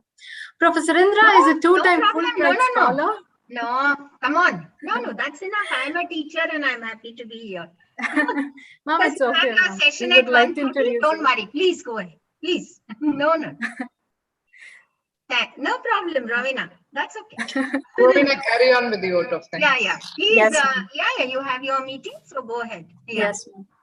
I extend my gratitude to our honorable moderator, Professor Indra, to take out a busy schedule to grace this event. A special thanks to Professor Dr. Sari Hanafi. Thank you, Professor, for your wonderful, thought-provoking presidential address. It was very relevant to our current societal condition. We loved the way you interacted in various areas of sociology. Your presentation on scope of your vacation as sociologists, global sociology, mild universalism, drew the audience and held our attention completely. Thank you, sir. Thanks for the enlightening keynote address provided by Professor Kamala Ganesh, ma'am, where she mentioned the experience of your experience in our college. The way you explained your sociological observation in India is exemplary. I'm really glad we all could share your thoughts and ideas with each other, ma'am. We really enjoyed listening to you. It is a great pleasure having you all together with us. I also thank Shri Vashini, our reporter, for this session. Last but not least, a heartfelt thank you to all the audience who keenly participated in the conference. With all your support, we were able to make this event a grand success. Thank you all. We would be now breaking for a lunch, and the audience are requested to join the link at 1:30 a.m. Thank you. Sorry, PM. It's already 1:23. So can we have a quick lunch and rejoin at 1:40, please? Yes, ma'am. Yeah. Sure. This mode, makes it possible to do all that. Yes, ma'am. Okay. Thank you. Thank you, everyone. Yeah, thank you. all. We will meet again. Yeah, sure, we'll meet again. It's the same link, no? It's the same link, ma'am. Yeah, okay. It's the same link. Thank you, ma'am. Professor Kamala Ganesh has left.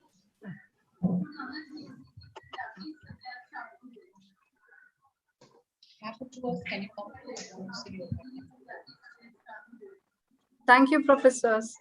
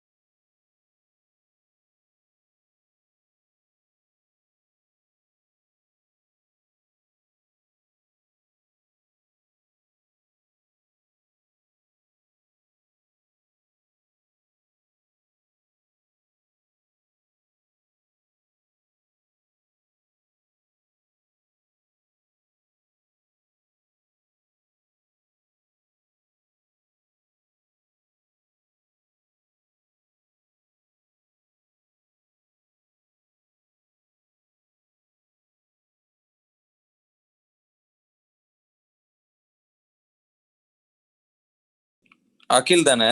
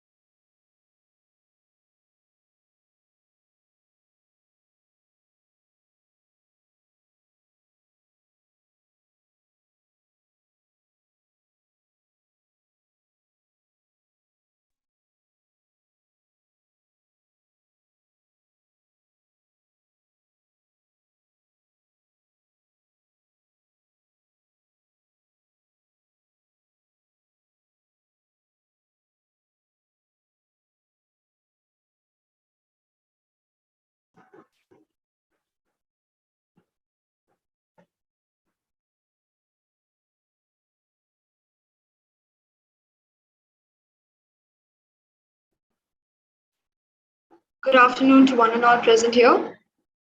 My name is Zian Hussain. I am a third year student of the Department of Sociology, and it is an honor to be here today. I welcome all of you to the session of the Alumna Memoir.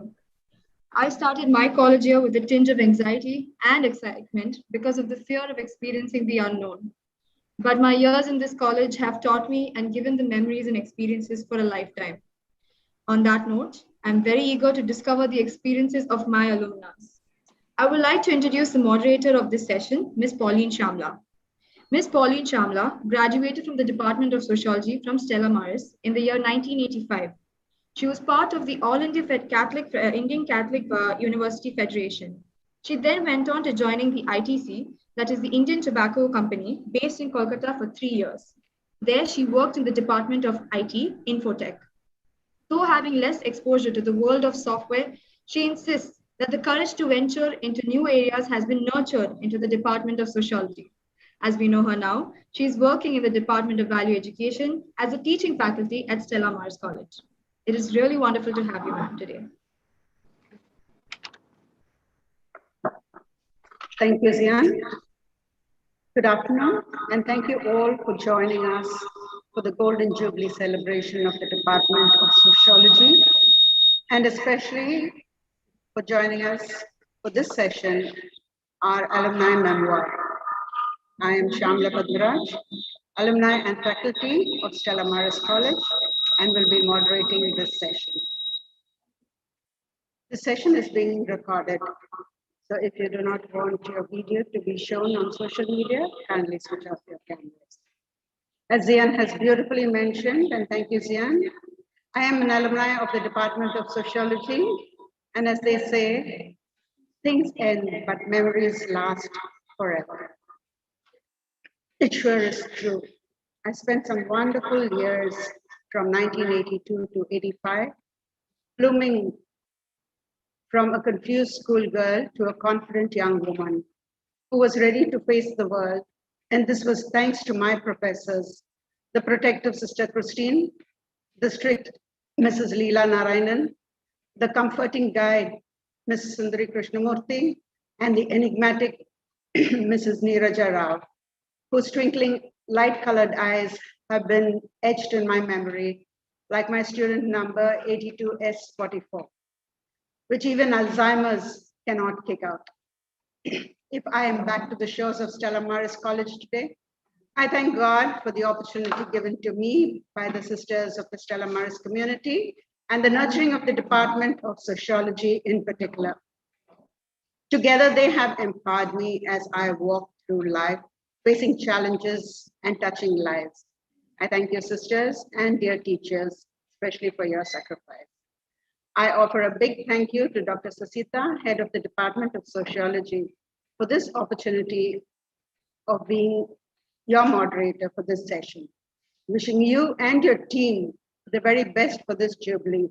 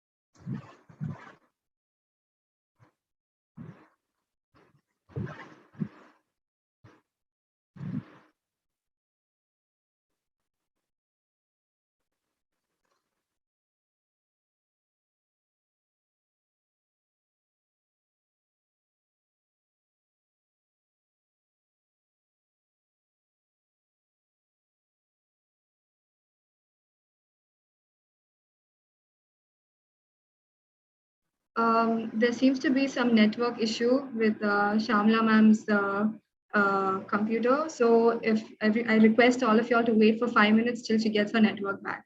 Sorry for the trouble.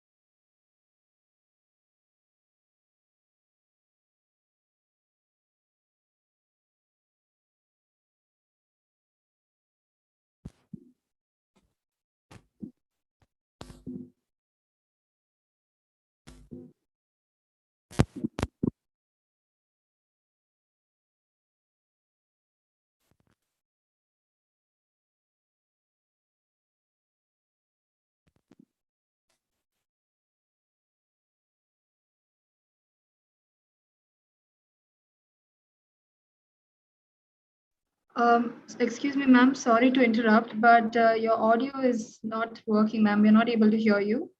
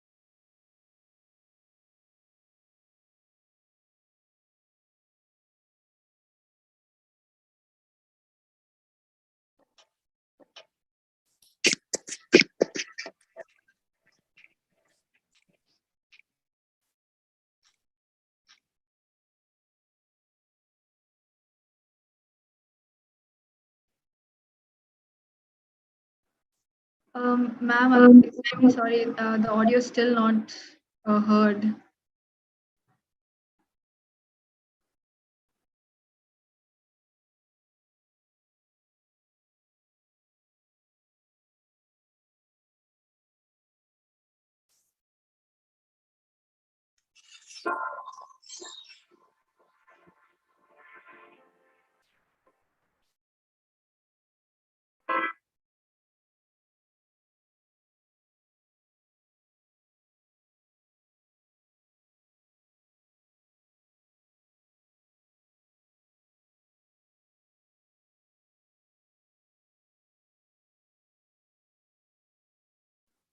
Ma'am, I'm so sorry. I think your audio is still not heard.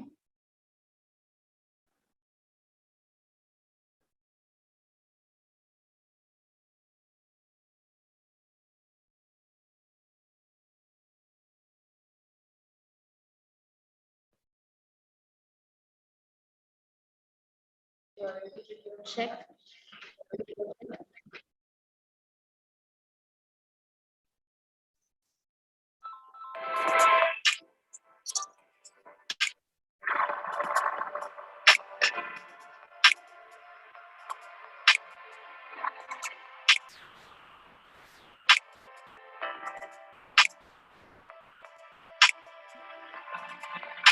Then, can you hear me? Yes, ma'am, but there seems to be an echo. So I think you've logged on from multiple devices, ma'am. So whichever. Yes, yes. Uh, What about that now? one's audible. Yes, ma'am. You're heard now, ma'am. Okay. Fine.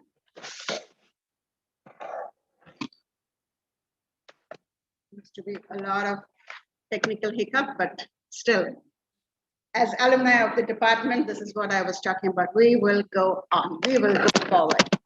Okay, Ms. Maya, thank you very much for your patience, and I would welcome you once again.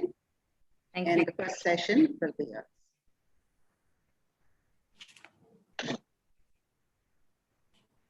Should I start? Yes, over to you, Ms. Maya. Thank you. Good afternoon to the esteemed faculty, the students, and the audience. I would like to take this opportunity to thank Dr. Sasita for inviting me to share. I would also like to offer my gratitude to my alma mater and to Sister Christine. This department is her brainchild. The landmark year was 1971. Those memorable years, 1971 to 74, were largely responsible in shaping my personality and widening my knowledge. From a shy introvert, and like Zian mentioned, the fear of the unknown, I slowly opened up. The many field trips helped me to view the society from a different perspective. The seeds to serve the community were sown here. And the interest and passion to serve humanity took shape in the year 1989. This year was the year I began my association with the TTK Hospital. Sociology sociology, shaped my perspective and outlook towards societal problems. I believe it greatly helped to mold my leadership qualities, laid a strong foundation to understand dynamic human behavior and respond to crisis situations. The knowledge and skills I picked up here helped me understand that for an addict, apart from biological and psychological influences, there are also sociological forces like family and culture which play a large role. I would like to state, for instance, during the pandemic, all these learnings helped me to facilitate, realign, and reinvent our strategies in the hospital in order to continue our service and help to our clients and to the community. Now, the serious side apart, I would also like to mention here, how can you forget the fun times, those unforgettable memories, friends made for a lifetime, time spent at the canteen, the bunking classes, the annual fete. I mean, these are memories, these are occasions that still bring a smile to your face even after 50 long years. I would also like to, wind up by saying position of sociology in India has seen a sea change in the last 40 years. It has acquired acceptance as a basic social science.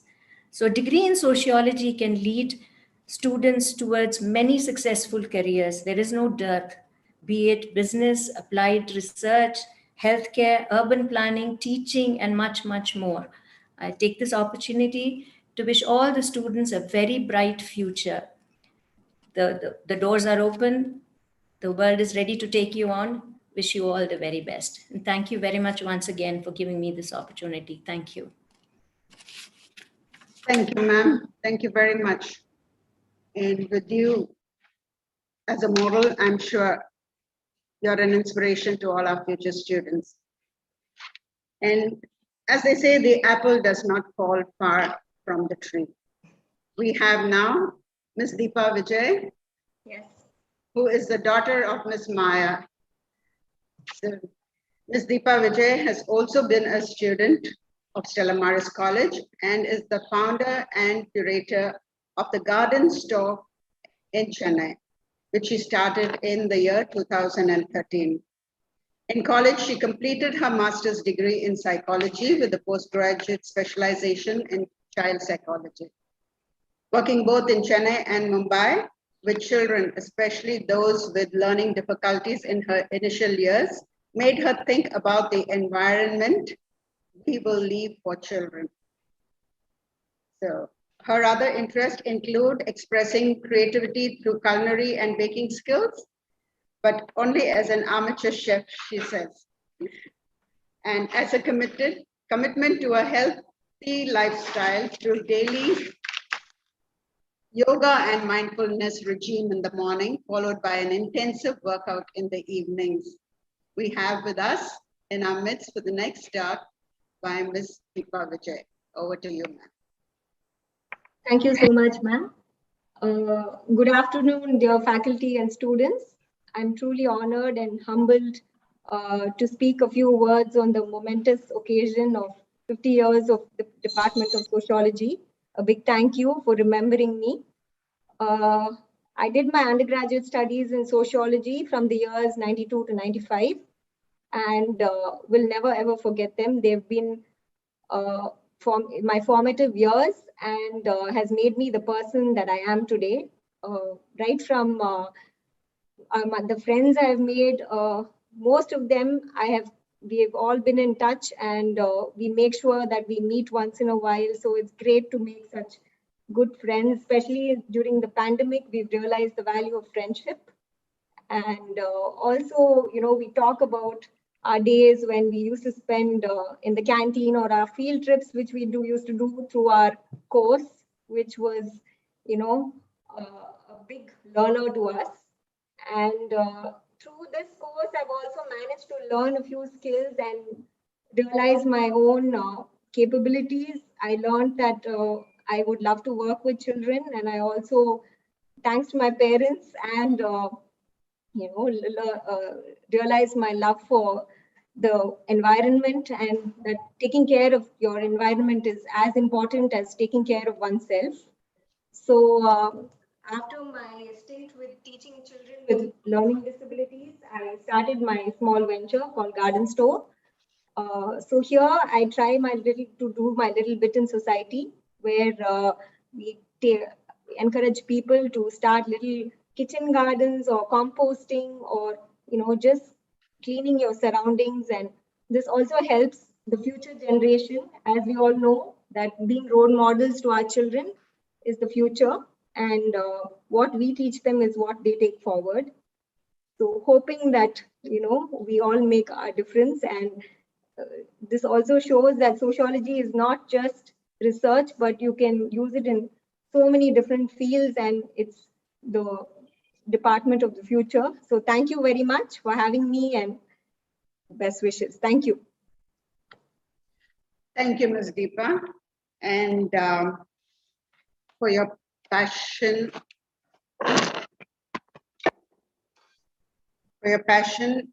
of about nature. I'm sure it has rubbed out on many of us from the top. We have with us Meera Vijay, who has two very wonderful examples whom she would emulate, her mother Deepa and her grandmother Maya. Meera was a graduate from the batch 2018 from the Department of Sociology also. During her time in Stella, she was an active member of the Gender Center and was the co-president in her second year and general secretary in her third year. She's planning on pursuing her master's in international relationships and diplomacy at the University of Barcelona. She hopes to one day become an advocate of change for the third world women. And I'm sure you will, Meera. So wishing you all the best, and please, this stage is yours. Thank you for the kind introduction. A very good afternoon to one and all present here, esteemed faculty, friends, audience. I'm very honored to have been chosen to speak at this prestigious event, and would like to extend a special thank you to my head of department, Dr. Maria Agnes Sasita, for giving me the opportunity to do so. I graduated from the Department of Sociology earlier this year, and I'm part of the class of the pandemic graduates. My time in Stella Maris, to put it very briefly, has been nothing short of memorable and has constituted of the 3 most transformative years of my life. Going into my first year, I expected to have an in-depth understanding of the subject, do well academically, and just earn the credits required to graduate. But towards the end of my third year, what I came out with is much more than a degree. I acquired skill sets, explored various facets of myself, and most importantly, gained a bounty of values and lifelong friendships.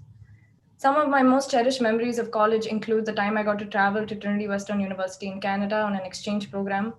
Not only was it an enriching learning and cultural experience, it was also overall a very, very just fun trip, traveling together and getting to know my peers on a deeper level. Other fond memories include college cultural events and even papers such as Women in Development, Social Psychology, and Crime and Victimology that I took great interest in and has shaped some of my career decisions today. During my 3 years, I also had the incredible opportunity to take on certain leadership roles. I was part of the Gender Center, which is a center formed by the Department of Sociology that aimed to develop sensitization surrounding contemporary topics such as gender and sexuality, and all the ways that they are intertwined within our society. In my second year, I was co-president of the Gender Center, and the imperativeness of teamwork, learning from my superiors, and communication was inculcated in me. In my third year, I served as general secretary. I learned how to host events, attained leadership skills, and how to effectively translate events that were otherwise physical into the virtual world. Unfortunately, we weren't able to spend our third year together, but although despite everything, we were able to have a successful year at the Gender Center, much of which is owed to our head of department, Dr. Sasita, for allowing us the space, creative freedom, and trust to steer our own paths. I hope to in the future devote my career to advocate for third world women through the medium of social entrepreneurship. I cannot express my gratitude enough towards my professors, Sasita ma'am, Aishwarya ma'am, Jaishila ma'am, and Shanmuga Priya ma'am for having a huge hand in shaping the woman I am today and equipping me with the adequate skill sets to tackle tomorrow. I will hold on to my time here at Stella Maris forever, and thank you once again for giving me the opportunity to speak on this platform. Thank you. Thank you, Meera. Thank you, ladies. It is not every day that we have members of the same family graduating from the same department. And so we thank you once again. And now I call on Nora Alexei, who has graduated from Sociology from Stella Maris College in the year 2019. During her time here, she was an active member of the student community and later elected student president 2018 and 19. She was later selected to be part of the Gandhi Fellowship Program in Barwani, Madhya Pradesh, which is an intensive 2-year district transformation program focusing on effective policy implementation in government schools and aspirational district. In October 2019, she co-founded and began Project Parinde, a crowd-funded initiative to support and encourage dropout children to embrace education. It is during her final year at the fellowship she realized that her interest lies in policy making, especially in the education sector. She has currently accepted into the 2021-23 cohort at the Tata Institute of Social Sciences in Development Policy, Planning and Practice. She is also an intern at Kranti, an organization that empowers girls from the red light district in Mumbai. Some of her other interests include singing, songwriting, playing the piano, and reading. So welcome to Nora. And Nora, the time is yours. Thank you, ma'am. Am I audible? Yes, you are. Perfect. Okay. Good afternoon to everyone who's here today. I hope you're all safe and well and that you've all eaten lunch and are doing okay. So today I'm going to be speaking a little bit about not just my relationship with sociology as a discipline, but I think even more so about how the department at Stella has provided me a diving board into which I'm jumping into this world and where it's equipped me to have maybe a slightly more analytical lens of society than maybe say someone who doesn't have a background in sociology would approach it. So the thing is, I think there are some things that you hardly forget. And one of those things is, I mean, your first day in college, right? Like who forgets that? And I still remember mine because I felt like a fish out of water because I was suddenly amongst 83 other women who are as talented, who are as driven. And so the thing is, we had our day go by. We had Sasta ma'am come and talk about the academic trajectory of the next 3 years. We had everyone speak of, all of the professors come in and talk about a lot of things. And by the end of the day, it was drilled into us that we know, I think all of us here know this, that sociology is a scientific study. The tools that we use for sociology are highly scientific. It's objective in nature. So this was drilled into us. And then there's, right towards the end of the day, 15 minutes before the session was about to end, the day was about to end, this one girl right at the back of the class, she raises her hand and she says, ma'am, I have a question. And she was really frustrated and concerned. And she says, if sociology is such a scientific study, then why is it a BA and not a BSc? And I just remember sitting in class going, wow, that's the first day of class. And that's such a insightful question. And I think our professor had the biggest smile on her face that day. And she said, thank you for asking me that question, because that's exactly what we're here to do today. We're here to sit, we're here to discuss, and more importantly, we're here to analyze the little things in society that we look past. And I think when I look back at that interaction today, I have two major takeaways. One is the cohort that I studied with, and B, the fact that sociology as a discipline is something that you partake in on a daily basis because you're studying yourself and your relation to society. And yet we don't really absorb it. We know we're studying it, but we don't really absorb it. So I remember, so when I go back to the cohort, right, if I have one major takeaway from my time in Stella Maris, and especially the sociology department, is the fact diverse, and what better way to have an education than having a discussion with your own classmates. Because, for example, say we're studying women issues, right? And most of us identify as women in classrooms. So we think that we all have the same problems, but we don't, right? It's a highly intersectional issue. So we have people So we'd have people talk about completely different issues, which we didn't even realize was a problem to begin with. And I think it's only at that point in time that I realized that this discipline is about learning, it's about unlearning, and it's only possible if the curriculum that you're provided with enables you to do so. So I think that is something that I've been extremely grateful to have had, an experience that I'm extremely grateful to have had. And if I'm going to take a personal experience, the Gandhi Fellowship, I think my 4th or 5th month into the fellowship, I remember talking to students, parents, government stakeholders, teachers, and I'd sit there thinking, I know all of this. I've studied all of this. My teachers have told me about this. I mean, forget everything. I've written an exam about it. And it's only at that point I realized the significance and the weightage of the curriculum that I was provided with. And that's when I sat there thinking I made the right choice by choosing to study sociology as my BA, because I know that this is going to take me a long way in the career that I want to pursue. So I think a lot of these little instances over time after having graduated has helped me understand why the sociology department at Stella Maris has played such an integral role at making me who I am today, not just in my career, but I think also even more so as a person, to be more socially aware, to be more intersectional, to be more sensitive to people's issues, to have communication, to communicate properly. And I think all of these things is definitely going to take me afar. I still have a long way to go, obviously. I mean, I've just heard a lot of people speak over the past hour or so, and I do realize that I have a long way to go, but I see that I'm on the right track. So I think that's a great feeling to have.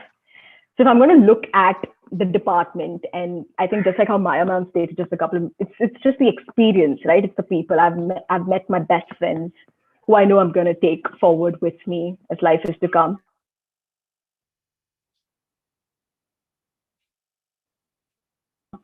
And memories at Canteen, the international conference. And like Meera, I've also had the opportunity to go to Trinity Western University for the conference with Sachita ma'am, which was a blast. We had such a great time. And I think all of these little experiences have definitely molded me into becoming this person that when I look at the mirror, I like who I'm looking at. So, so on that note, I also would especially like to thank the department for being extremely supportive when I decided to stand for the student union elections and when I held office. I've seen a couple of my other union members who've had a not so great time because they didn't really get the support that they needed from the department, but that has never been an issue with the sociology department. They've always very patient with me. They've been firm, but very patient. They've told me where I can do better, and I couldn't have gotten through because it's a once in a lifetime opportunity. So thank you. Thank you so much for doing so. And on that note, I'd very specifically like to thank my HOD, our HOD, Sachita ma'am, for being not just the backbone of the department, but also the backbone of, I think, every student that has graduated, for looking at our potential, for giving us opportunities, and for seeing us through. For Aishwarya ma'am, who's been such a huge learning curve for me. Thank you so much, ma'am, for everything. Jaishila ma'am and everyone else in the faculty. And also a special shout out to Zian over the past couple of days for being my liaison and for helping me out, for being kind and patient. Thank you so much. So this is just who I am, and I'd just like to thank the department for inviting me to speak today. I'm extremely honored. And also, it was very nice to hear 3 generations of women speak about sociology. And I'm really envious because I can only imagine if an academic discussion happened at home, how entertaining it must be. So I think that's very exciting. So thank you so much for having me. And if anything, you can always reach out if there are questions, and I'd be more than happy to answer them. Thank you. Thank you, Nada. That was wonderful, sharing your experiences as a student and as a young woman in society today. So can we have some questions for all our speakers? I'm sure many of us are inquisitive and would really like to know.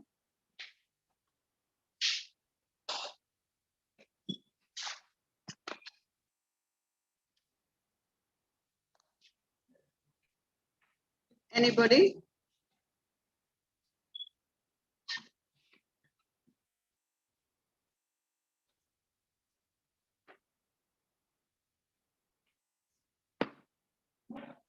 Ma'am, I would like to ask a question to you actually.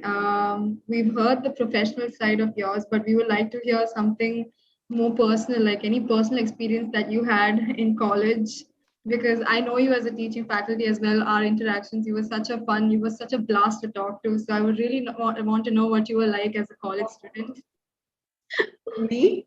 Yes, ma'am. Zian, your focus should have been on the four of them, not me. Exactly. Definitely not today. So, Nora, I still remember Nora on the corridors of the, main block. And I just, when Ms. Maya's name was, told to me, I'm really excited and privileged to be somebody to introduce her. Yes, as yesterday, one of my classmates, she had come down and she was telling me, she said, they used to call me Polly because my name is Pauline Shamla, but I go by the name Shamla. Okay, I prefer that. So she said, Polly, any situation, you used to turn it into a fun situation. So I was, I said, is that so? I never knew. So she said yes, and we used to have such a blast as all the students. I'm sure all the students, the canteens hold a special place, and it also used to be. I can think of the times when we used to be sitting in the canteen and trying out hairstyles. Okay, and in the corridors, the faculty would. And Ms. Neeraja, especially, I remember she was very sweet. And sometimes when we used to go and ask her, ma'am, please give us permission to go out, she would shout at us, but very sweetly she would give us, these are all little memories. Real little memories. And, and today you girls have a lot of freedom, and which was not there then. But we enjoyed it, we managed through it, and we have come out with flying colors. So I really enjoyed my time, and I'm continuing to enjoy my time here in Stella Maris with all my lot of friends from the other departments, and especially the Department of Sociology. It's like a second home to me. So.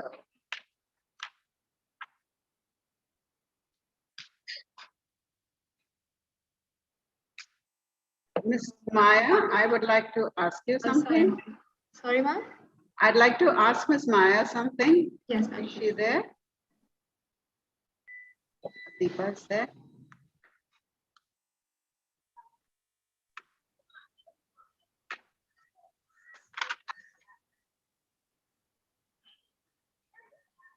I think she's not there. Anyway, anybody else who wants to ask? Maya, you come. Okay. What would your advice be to the youngsters regarding, how we would interact with people who are on the path to recovery? I'm sure some of us or many of us would be meeting somebody or the other who has had some negative, experiences. Yes, actually, what one would require is the listening skill first to find out what their issues are, their problems are, give them a good hearing, need a lot of patience for sure, compassion. All that goes with your, counseling skills. So that is what is required basically. The understanding and wanting to help itself is a huge step. So that's what society needs now. And right now, because of the pandemic and because of lockdown and schools being shut, you hear a lot of cases, a lot of addiction is around everywhere. So now is the time that we kind of want to do something for the society and how to take it forward. And we're always open at TTK Hospital for anyone who would like to visit us or to just find out what we do. Thank you. Thank you. I take that as an invitation. Yes, it is. Thank you.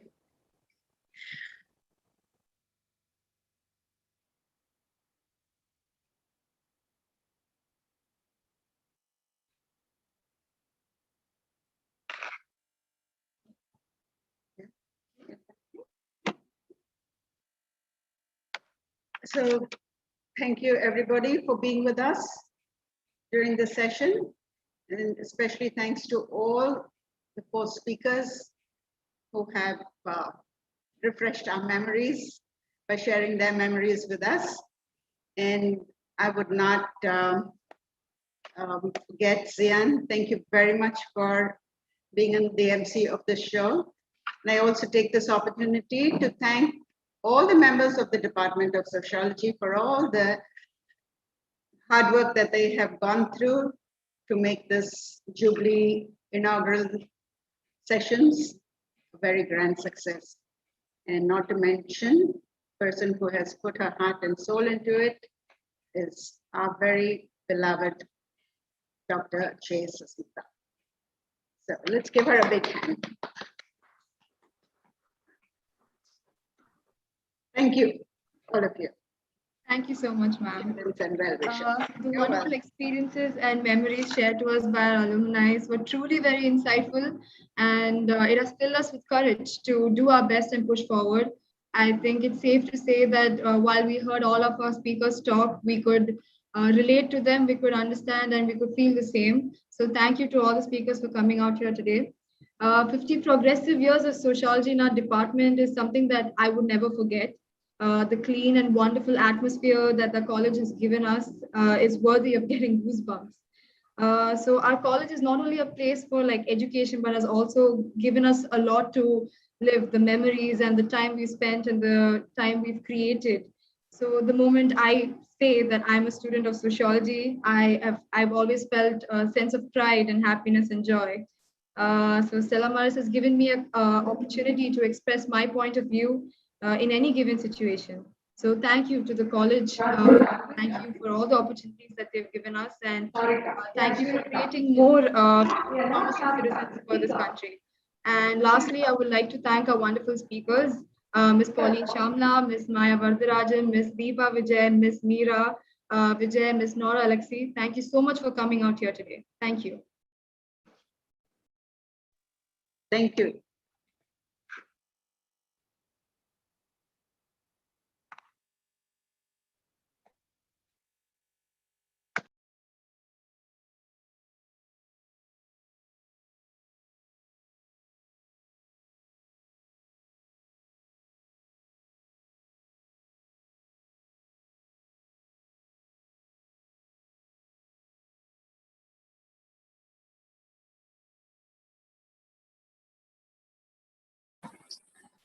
Good afternoon, everyone. I'm Ritika, third year student of the Department of Sociology. Welcome to the plenary session 2 of the International Conference on 50 Progressive Years of Sociology in Tamil Nadu, New Directions, hosted by the Department of Sociology, Stella Maris College. Our Aishwarya, third BA Sociology, will be the rapporteur for this session. Welcome, Aishwarya. Today's topic for a panel discussion is on career as sociologist. Now, I would like to welcome the moderator for today's session, Dr. R. Indra. Dr. R. Indra, formerly professor and head of sociology at a well-reputed University of Mysore. She is a past president of Indian Sociological Society. Dr. Indra is a lead researcher, independent consultant, and columnist. She was the director of International Center University, Mysore. Right now, she's a scholar in residence, Center for Women's Studies, Bangalore University. She's an invited faculty of Schools of Social Sciences, MS Ramaya University of Applied Sciences, Karnataka. Dr. Indra is a 2-time Fulbright Scholar, 4-time Shastri Fellow, and a Senior Fellow of ICSSR. She has been visiting faculty at the Study India program of University of Puget Sound, Iowa, Cornell, Delaware, Princeton, Michigan, and Florida International University in the US, and Mount Allison, Concordia, and Guelph University in Canada.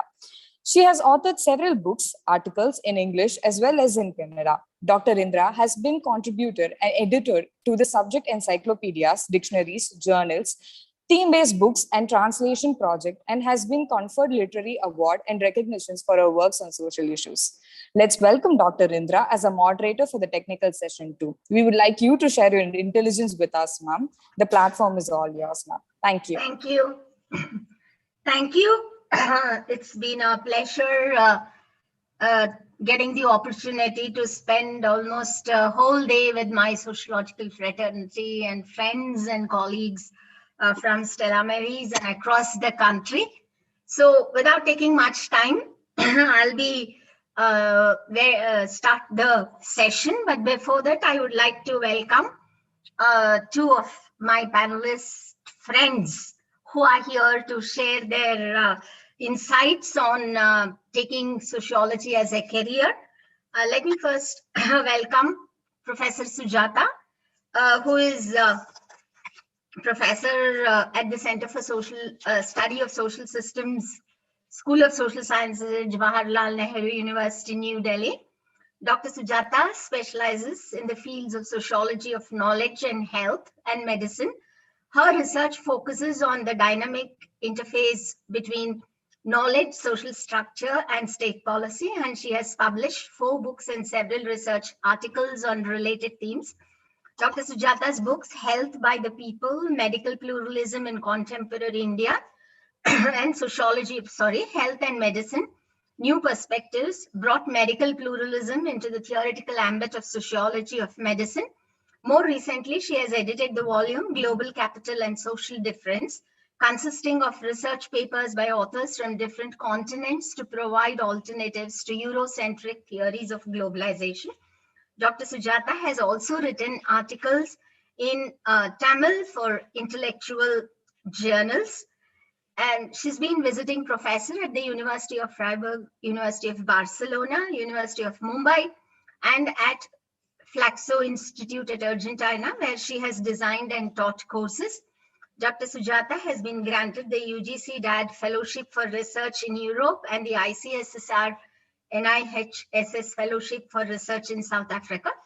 She was the chairperson of the Center for the Study of Social Systems, JNU, between 2014 and 16, and is presently the coordinator of the Transdisciplinary Research Cluster on Pluralist Healthcare at JNU.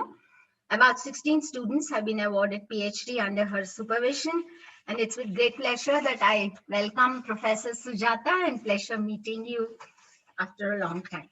I'm also very happy to welcome my colleague and friend, Dr. Harish Ramaswamy, the founder, Vice Chancellor of the new University of Raichur, the Raichur University, which was formed in 2020 in the state of Karnataka. And before taking charge as the Vice Chancellor of Raichur University, Dr. Harish was a professor at the Department of Political Science at Karnataka University, Dharwad, where he has taught for more than 3 decades. Professor Harish was also director of the UGC HRDC for more than 5 years at Karnataka University, Dharwad. He is a member of the Board of Reviewers of Sage Publications, member of JNU Court, and the governing body of nominee on governing body of colleges, in Tamil Nadu and Maharashtra. Dr. Harish has been an international visitor to USA in the State Department program as an alumnus, a fellow of Salzburg Seminar, Nippon Fellow Salzburg, Austria, Associate of Indian Institute of Advanced Studies, Teacher Fellow at ASRC Hyderabad, UGC Fellow at New Delhi. And Dr. Harish is a political analyst, consultant to aspiring political leaders, research guide, author, speaker, educational administrator, who has received awards, traveled extensively, and a teacher administrator with a vision. So it's my pleasure to welcome Dr. Sujata and Dr. Harish. And it's also my great pleasure to welcome Professor Paramjit Singh Judge, President of Indian Sociological Society, to this meeting. So without taking much time, I would hand it over to Professor Sujata and Professor Harish. May I request you to speak for about 20 minutes each, and then have the remaining 20 minutes for question answer by students. Thank you. Over to Dr. Sujata.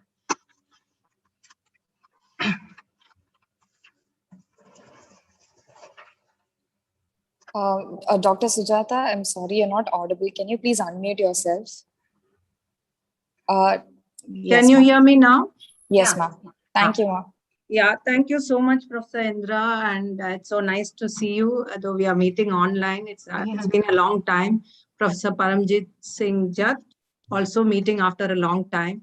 And I do see my teacher, Dr. Neerja here. I think I'm meeting her after almost 30 years. So I'm really happy to be here and be part of the 50th year celebrations of Stella, the Sociology Department. Hi to everyone, students, the new batch. I studied in this very same department 32 years ago. I was in the 82 to 85 batch of the BA in sociology. And I taught briefly for a year between 87 and 88 in the department. So as someone who's been living with sociology for quite some time, I just want to feel two observations in this next 20 minutes. And these are things that you might agree. If you don't, you can ask me in the end of the session. Two very simple observations. Firstly, sociology is slightly boring and at the level of textbook definitions. Okay, so beginner, if you deal with sociology as definition of community, institution, association, defining these things, it gets boring. I know, I felt like that in my early stage of sociology education. But let me tell you, it's an exciting field of study as you advance. In fact, it gets more interesting and challenging at later stage in career. And that's what I want to share with you with some snippets. And secondly, the career options for sociology has significantly improved in these past few decades. Let me start with the second point about the career options for sociology in general, and then I'll come to my own research. And then I'll sum up with some snippets from my kind of engagements. So, with the career options, when I joined in BA Sociology in 1982, the scenario was like this. I did my +2 in commerce and accountancy. Those were the subjects. And while I was choosing the degree course, I had the option of going for BCom or for BA economics. Somehow my heart, I was not satisfied at all with those disciplines. One being that BCom is, study of existing procedures, memorize things, memorandum of association article. It's quite, that was not appealing to me. Then BA economics was slightly better, but quantitative models.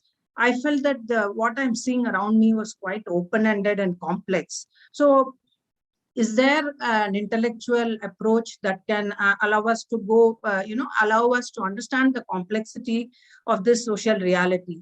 And I had applied to BA Sociology in Stella Maris, and I was urged by my sister, who is a mathematician herself, to say there's a new field called sociology, you must go and take it.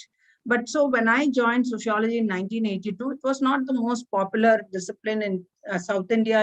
There's a greater craze for engineering and mathematics, engineering and, medicine and other science disciplines. So people thought sociology means social work. What is sociology? What will you do, etc. But somehow my heart was set. It was one discipline where I could ask questions. And let me tell you, maybe Dr. Neerja would testify to it, that I used to ask many questions in class, and teachers have been very patiently answering and encouraging this kind of, discussion.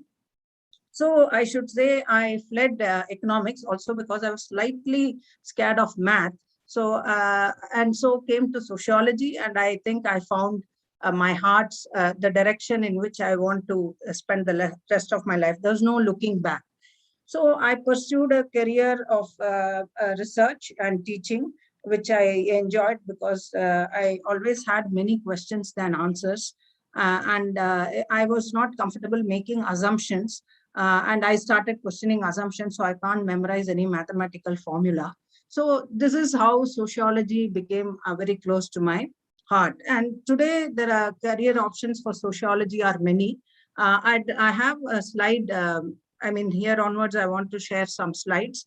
So how the career options for sociology has changed. Let me share the So can you enable participant screen sharing, please?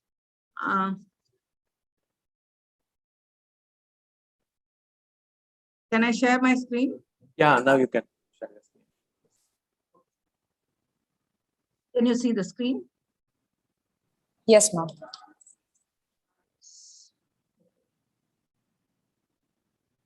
So see, today, if you look at the career options in sociology, you have one UPSC, state government services, NGO, a lot of people wanting to enter the government services and doing through MA sociology.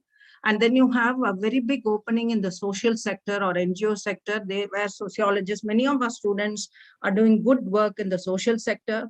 You have media and journalism. Good number of journalists have done MA, social sciences. And then there's another evolving field called media research, archival research, archiving media and other kinds of records.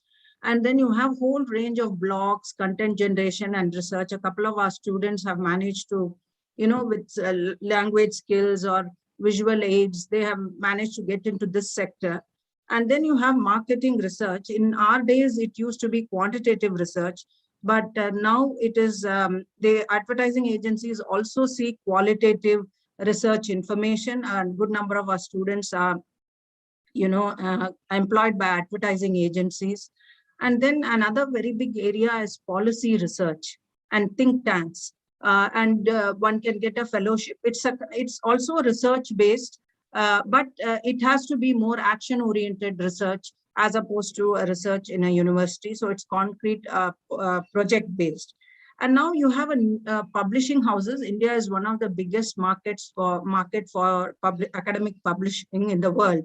So you, with such a big number of universities, so you have editors, students going there and getting employed.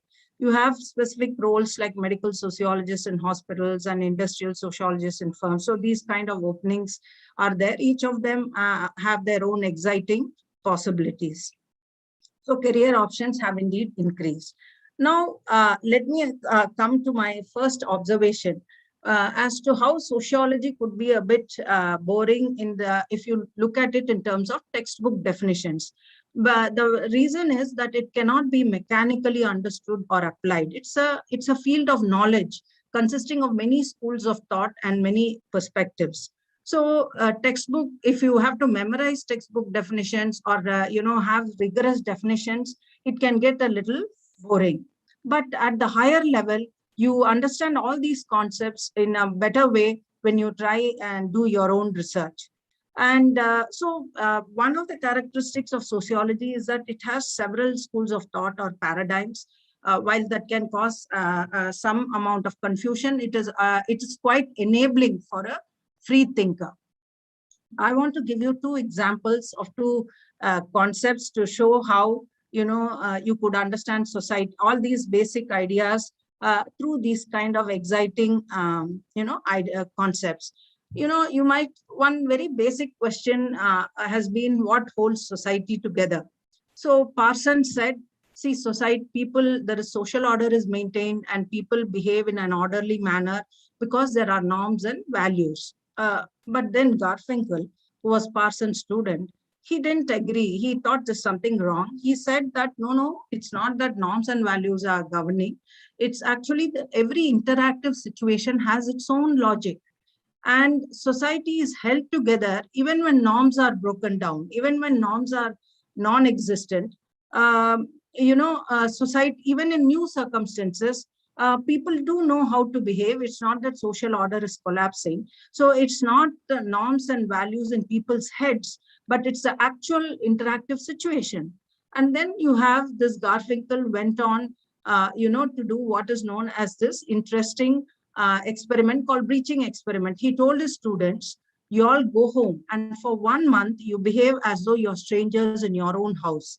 You should talk to your parents as though they are hoteliers or somebody. You should not assume anything about the spaces in your house. So you should ask, where is the toilet? May I have some water? So you have to behave as total strangers in your own house for 1 month. Imagine. That means you are breaking down norms, that you're not behaving in a normal way. as you would normally be. And contrary to the expectations that people would break, interaction will fall, what happened is parents somehow made sense of their children's behavior. Maybe they have taken drugs. Are they, is something wrong? Have they had some adverse experiences? This is called the documentary method. Why is she answering the questions and acting like a stranger? Something is wrong with her. And so they wait for the situation to unfold. But when the students after a month reveal to the parents that it was an experiment, that is when they got angry, because they were subject to a lot of anxiety. So there are many such experiments which Garfinkel asked his students to do. So a person presenting his problems, and the other side, the person is just randomly saying yes or no. But even if those yes or no's are not connected to the statements made by the student trying to make sense why the answer was yes or no. So basically what Garfinkel was trying to say is that the reality of everyday life, even if there are confusing interactions, when people breach norms, it's not that communication breaks down and social order breaks down. People do make sense. Okay, probably something is wrong. Let's wait and see. Maybe they take into account previous and present interaction, and therefore try to keep up the communication. So this is a very interesting way of understanding. It's an interesting question and a very exceedingly interesting debate that has gone on in sociological theory, whether it is norms and values at the macro level, or it's an actual interactive situation that keeps the social order. But there are writings and thinkers who think that's not enough just to observe, infer, and theorize about social reality. And therefore, you have authors, anthropologists, and social scientists who say that you have to document the experience of the subjugated people from their own perspectives.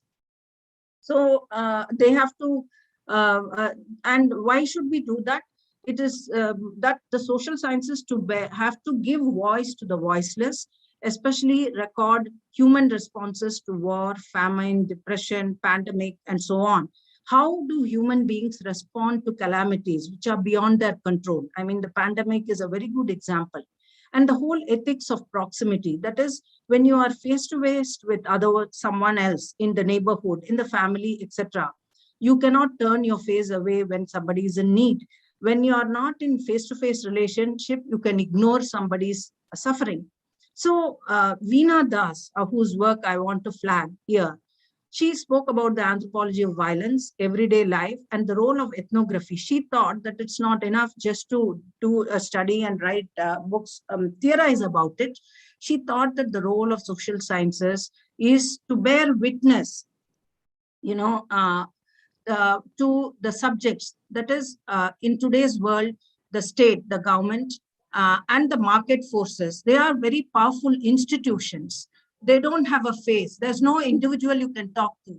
They are faceless and powerful institutions. On the other hand, the subject or the individual on the other side does not have that much power. It's asymmetrical. Can we stand up to the aggression of the state? Or it's very difficult when you know what's happening in Afghanistan. So when powerful forces are there and individuals either as subjects or citizens are there, the power structure is asymmetrical. So Veena Das foregrounded the concept of social suffering. So she said that statistics and target-based studies and numerical renderings of suffering, they take away the whole quality of the experience. And therefore, she thought that by doing anthropological fieldwork, you have to record these, document the viewpoint of the subject as against the tyranny of powerful institutions. Social suffering refers to the human responses, adaptations, and the problems that subjects face when they are encountered by powerful institutions or natural disasters. So she thought of anthropological fieldwork as witness, creating a witness. So the foregoing were two instances, examples I wanted to give you about concepts that bring together community, institutions, associations, etc. And when you try and understand these concepts through actual research, either on partition violence or on pandemic adaptation, etc., then they become exceedingly interesting. And when you yourself pursue your research and try to find out something, you will find that our understanding enhances. Now, I have a third section where I wanted to share with you how the research career in sociology, which I chose to pursue, research and teaching, it has its own intellectual challenges. There are many practical challenges that you will find in any textbook. But I want to share with you what are the intellectual challenges that a person wanting to pursue an advanced research career in sociology has, and how these can be met with and addressed in an exciting manner. See, compared to earlier days, today there's an explosion of information. There's so much of data. There's so many reports, so many visuals. Name it, it is there. And you have investigative journalists who are doing brilliant work. They are going to remote places. They are finding information. Sometimes you wonder whether they are doing a better job than social researchers. You will be surprised to know that even religious and political readers do social analysis. They also analyze data. So we are in a situation as what is known as post-truth society. That means everybody has a viewpoint on the same thing, and you don't know what is the truth, what is a valid viewpoint. And unlike the other disciplines like economics, etc., you don't have a mathematical formula or model to fall upon. So how does a sociologist make a valid statements about social reality? This is when I do my research, these are the questions that I am preoccupied with. How do you contest with such dynamic journalists and all kinds of analysis? So much data is being put forth by the state, by the market, by individuals and NGO. Now, how do you bring this together and make statements? I make a distinction between data and knowledge. Data is factual information, and knowledge is that you just don't take the data for granted. You make the assumptions behind the facts explicit. You engage with them, you interrogate them, and place them in context. So, and you should have clarity about the level of social reality you're talking about.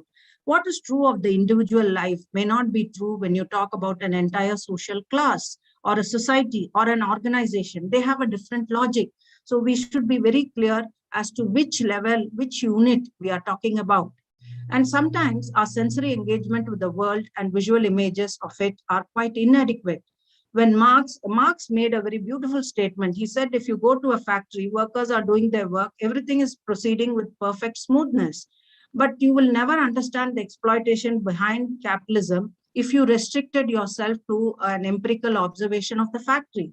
Marx came up with his critique of capitalism because he went beyond empirical observation, looked at information, data, and placed them juxtaposed and asked questions. Therefore, data, visual, and audio cannot be accepted as they are. They have to be juxtaposed, they have to be examined, and you have to consider different explanatory models. There are many new fields of study in sociology. What I'm sharing here are some of the themes in which my PhD students are working. I thought some of them are interesting, and I'll just give you some snippets. See, one of them is working on online marriage portals like Shadi.com and matrimonies and all that. And she's looking at what is the process of spouse selection. She finds that, we thought that because people are finding their spouses in online portals, old customary practices and dowry could be may gradually be eroded, but that's not happening. She has found that while there's a whole thing happening online marriage portals, people try and find the spouses. When it comes to marriage expenses, the man and the woman say, no, family takes care of that. And the family marriages are money guzzlers in India. They are typical examples of conspicuous consumption, means it's a marker of social status. So it's very interesting to see how technological shift in spouse selection has not resulted in a corresponding social shift in the way you deal with customary practices. And then there's another beautiful study on music and performance. So this student wanted to look at a particular genre of music in Haryana known as Ragini, which was earlier sung by men, and now increasingly women are singing it. Earlier, when men sang, it was genealogical stories about men. When women have to sing in public, it has erotic themes. Why does this happen? And what is the connection between music, performance, and caste? This turns out to be a very interesting study. And lastly, there are many interesting studies of health behavior, and especially in the pandemic situation. I'm just giving you very small snippets. I'll take answers, questions and answer them. These I thought are interesting ways in which one could look new emerging themes. Lastly, I have a few slides to tell you about the kind of research that I've been doing. I'm a sociologist of knowledge, and sociology of health and medicine is my area of specialization. You know, in the mainstream globalization discourse talks about flows from the West to the East. But I did a study on Ayurveda in Europe. I interviewed some 60 people in 4 European countries who had actually learned Ayurveda, the system of medicine from India. You can see these 2 women are German qualified doctors who are learning how to test the pulse from a Vaidya. So I argue that these invisible reverse flows are not taken into account in mainstream globalization theory. And Ayurveda and yoga and other such Eastern acupressure, they have been significant in shaping the postmodern self in Europe. These are concepts, but lately I want to share you very quickly some pictures from my field work. I just returned from Madhya Pradesh 2 days ago. And I thought I should now, this is a policy or action research project where we are looking at social inequality and access to medicine. So this gentleman in the picture, he has studied up till 12th standard, but he's treating a pregnant woman. He has this nice fashionable house. He treats all cases. He gives, saline bottles. So he will be, in your language, a quack. But in our sociology of health and public health, they are known as unqualified practitioner. You'll be surprised to know that 40% of healthcare in India is provided by unqualified practitioners. He does even medical termination of pregnancies. So, and here is a traditional practitioner. He gives herbs and herbal medicines in the same area.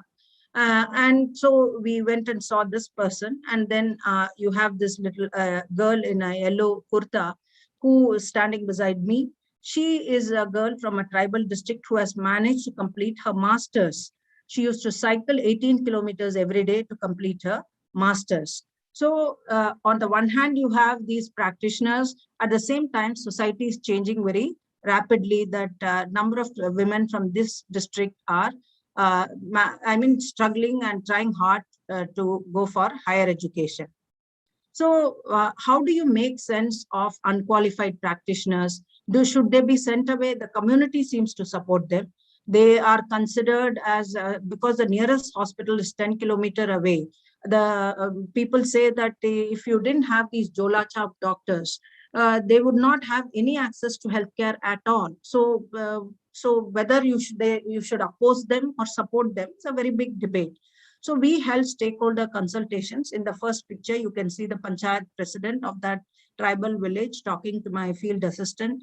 And then we are holding consultations with NGOs because it's not easy to come. It's easy to say, okay, get rid of the Jola Chaps, get rid of the Bhagats or do this. But on the ground, it's very difficult because they are providing primary health care where it is not available. So you have to take the viewpoint of different stakeholders, people in the field, NGOs, and so on. So that is how, you address questions which are complicated. So in a post-truth society, as I told you, where multiple viewpoints are expressed, these are the ways in which we try to arrive and understand many explanations. This last picture is of a field work in South Africa, and there's an old lady who is talking to my PhD student. We were looking at nutritional issues among the urban poor in South Africa and compared it with India, especially I compared Tamil Nadu and Cape Town, these two places of urban poor. And this old lady, she has been taking care of many of her grandchildren because her daughter-in-law passed away. And at this old age, she is having to work as a housemaid and do this. So I found many interesting parallels that she had with another grandmother in Chennai. So, I mean, of course, so what I wish to share through all these things is that in this nutrition study, we tried and contested econometric understandings of nutrition, which look at calorie intake and, how much body, BMI, etc. We tried to use qualitative methods to make a comparative study, and we tried to bring out a sociological perspective by which we could answer certain questions that the economists could not answer. One of the pressing questions that the economists are trying to answer in India is, despite such a rapid economic growth, why is nutrition such a problem? Why is there such widespread malnutrition in countries like India, which are experiencing increases in income? Why is increase in income not followed by nutritional improvements? So our research project was an attempt to answer this question, which to the economists seem as a puzzle. So by sociologists, by doing field work and through face-to-face interaction and comparing two different societies, we have attempted to put forth an answer. So I want to conclude by saying a research career in sociology is exceedingly interesting. So you should not, don't decide this way or that way. Don't think as a discipline. Sociology is, based only on, I've stopped sharing. Can you see me now? Hello? Yeah, we can see you, but the slide is still there. Slide is still there. Yeah. I should go and yours. Yeah. Stops. Okay. Yeah. Okay. So I want to wind up by telling you the whole idea was that in the beginning, when you study bookish sociology, sometimes it could seem mechanical. But as an intellectual field, it's exceedingly interesting. It allows you to understand complicated phenomenon at different levels. So thank you for this opportunity. I will be happy to listen to or answer your questions, if any. Thank you, Dr. Sujata. Looking forward to the interaction later. May I now invite Professor Harish Ramaswamy to share his insights. Madam, thank you. I hope I'm audible. Yeah, yes. Let me first congratulate the college for completing 50 years of the Golden Jubilee. And I wish all the alumni and others, teachers, faculty, the very best. I must also thank Sasita and Dr. Indraji for putting me to test here, because this is a family of sociologists and I'm an odd man out from political science. Probably Madam thought that she should invite me because, you get an outsider's perspective.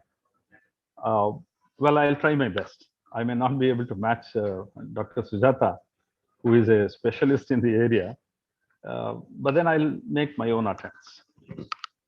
When I talk about career in sociology, the first thing that strikes to me is, as social scientists, are we in the right direction? Because if social science is losing out to STEM sciences or technology, as we often see, I find, as Madam rightly pointed out, that research has to be strengthened. Research has to be taken as a very serious career. And if you take that as a serious career, perhaps you can contribute to most of these disciplines to go alive. Now, having said that, I must also make it very clear, both to the teachers and the students, that all disciplines, including sociology, are now in a transition. transition not in the sense of theory writing or in the practical research, but the way we look at social science itself.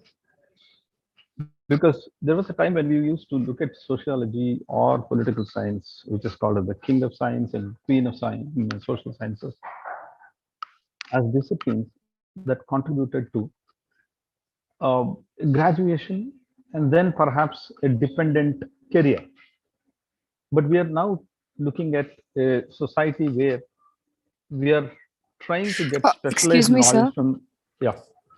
Oh, you're not. Sorry for the interruption. So can you be a little bit loud because your voice is very Okay. feeble? Yeah. Okay. Thank you so much, sir.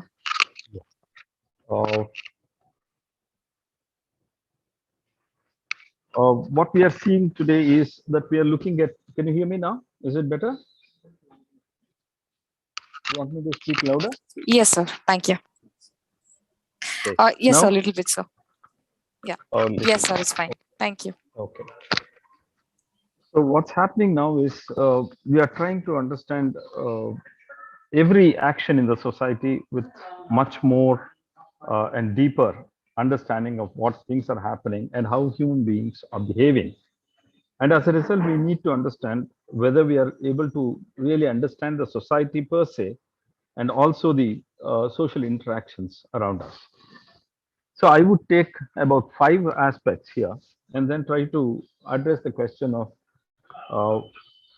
what would be the career that is required for a sociologist in the years to come. Now, I heard somebody say that community engagement is no more the only one thing that sociologists should be doing. But I still believe that community engagement has to continue because we still have a society that is much more dependent on not alone the state, but also the society itself. It could be malnourishment, it could be the problems of prenatal, postnatal issues, or the pregnancy, or violence against women, or even displacement. And there are a number of such issues where we require the sociologists to make a thorough study to understand the root of the problem. It's like not treating the problem per se, but the root of the problem. If you don't treat the root of the problem, then I think we would only be superficially solving these issues. Look at a country like India. In India, the cultural sociology or the cultural anthropology varies so much. Say, for example, among the Gula communities, you have seen that they still keep a lot of pregnant women or women who have periods outside. But you can't change them so easily. At the tribal level, you can't change their own practices so easily. Violence against women amongst certain communities is still prevailing.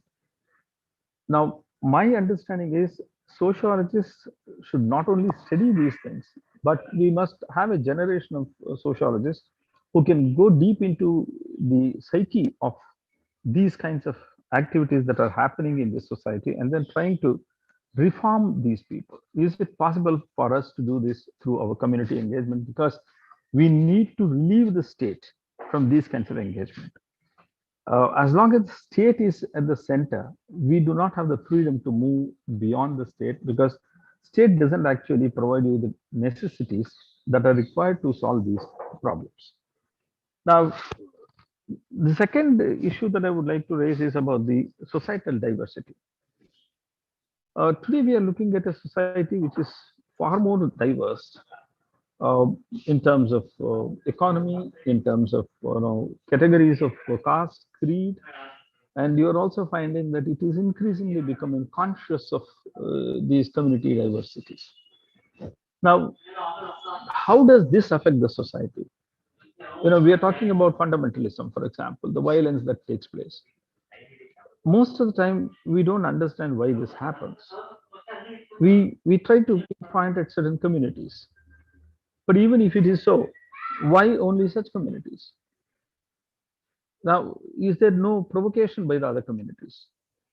Why are we feeling as a society not being together, but so heterogeneous today that Even in the classrooms, we are finding these kinds of differentiations. Now, the sufferings of these things will have to be removed if we do not understand, uh, the societal diversity and the diversity that is leading to a kind of violence that is taking place at the bottom level. We are increasingly seeing people feeling alienated. They feel that they are the others. They are not being treated equally on par with the others in the society. Now, such issues will have to be addressed by the sociologists to bring out what policies the state can have in order to bring about the changes. Now, when I talk about this politically also, I find about 256 communities within Karnataka who do not have any kind of power. They cannot share any power. They come from smaller communities and they never dreamt of becoming even a panchayat member.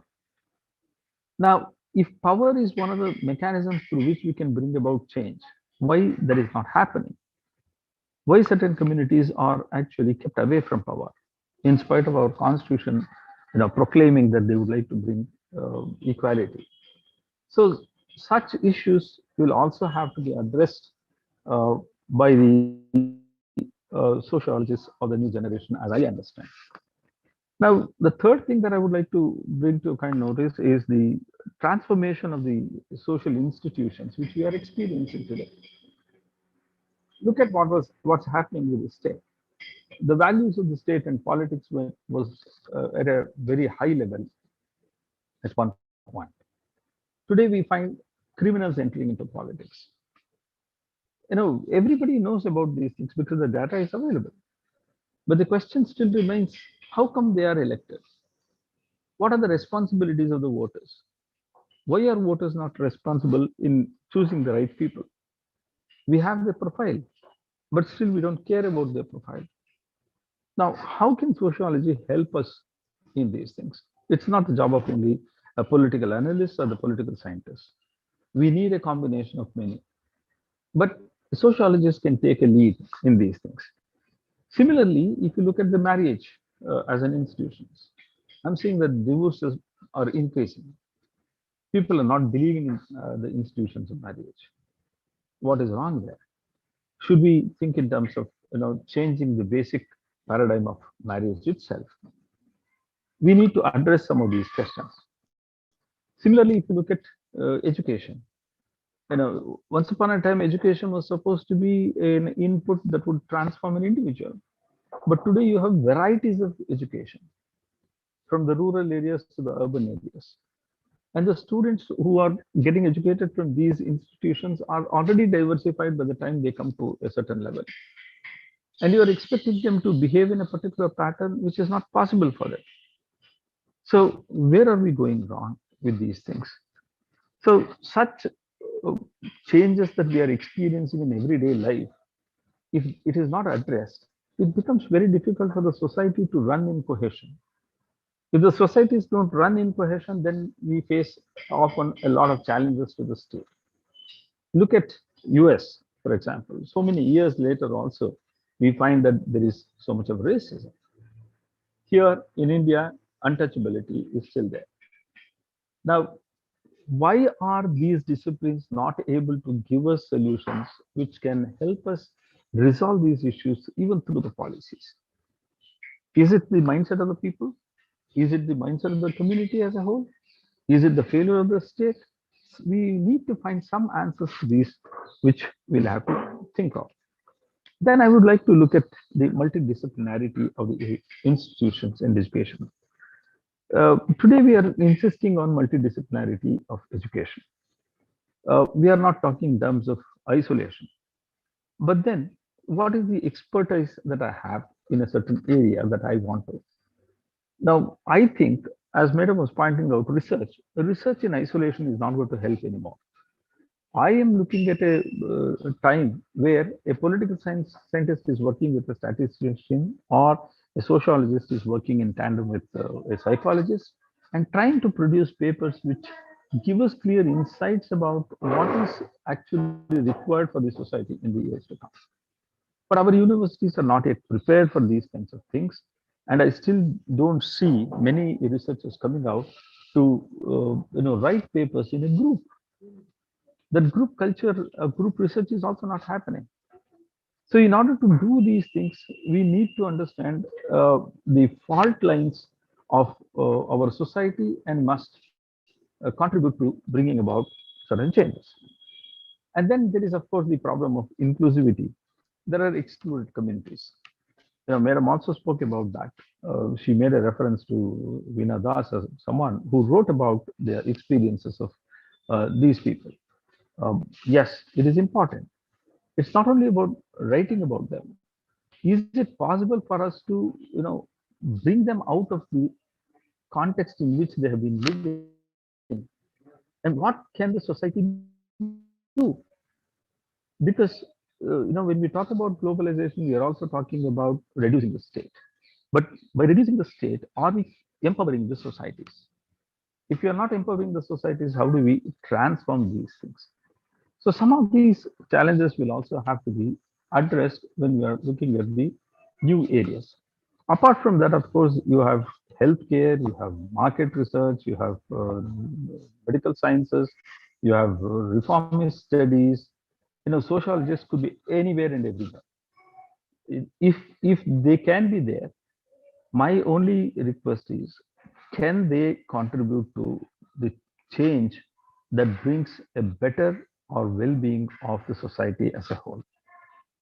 Now, in policy input, I'm not actually seeing a lot of contribution among the, from among the sociologists to the political side of the policy making.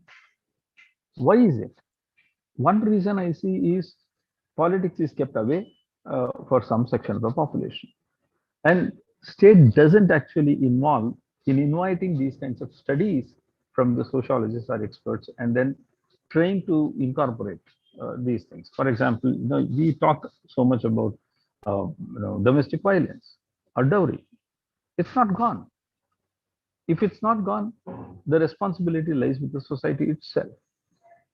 So we need to work on this, the reasons for this. And look at conflict resolution as another major issue which is happening. Look at the Palestine and Israel issue. For ages it is happening. Conflict resolution is not taking place at all. Look at India, Pakistan. We have not been able to resolve. Look at Kashmir issue itself, so much alienated. What is the contribution there? So making academic studies is one thing, but then contributing to the academic studies at a larger level in order to see that there is a paradigm shift in the entire understanding of the social priorities of this society should also be taken care of. And I'm sure last but not the least is the pandemic issue. We all have experienced about the misplaced priorities of the state, how people suffered, how people had to walk for 500 kilometers. We don't have the kind of rigor with which the state and social institutions will have to work in order to bring the migrant workers into book. If we had only known how many migrant workers are there and when the policy pronouncements will have to be made, probably we would have saved a lot of these problems that we are witnessing today.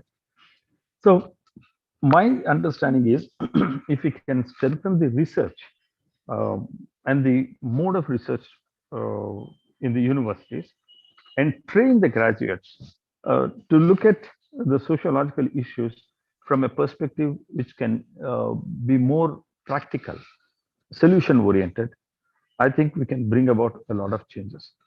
And I do hope these kinds of conferences and the meeting of minds will definitely bring about such changes in order to make it more practical, I would say, and also pinpointed towards what do we need rather than whatever I need as an academic, I do the research. So agenda setting has to happen, and who should set the agenda is something that we all have to decide, because once it happens, then perhaps we'll be able to guide our future generation to do what they are expected to do. Thank you very much. I hope I have not crossed my limit, but then if I did not mean anything to you, please blame me. If my presence has made any difference, even the slightest, you can congratulate Madam, my sister Indraji, because she's the one who has brought me up so much up till here. Thank you so much. Thank you, Professor Harish, for such a nice presentation of your thoughts that are definitely sociological. Now, may I invite questions? You can either put it in the chat box or, ask the panelist directly. I request you to be brief and ask pointed questions. Thank you.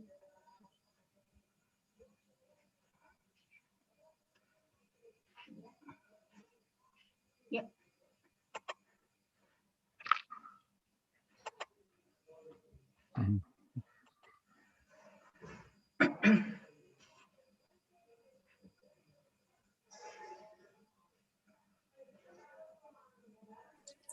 Good afternoon, ma'am. I have a question.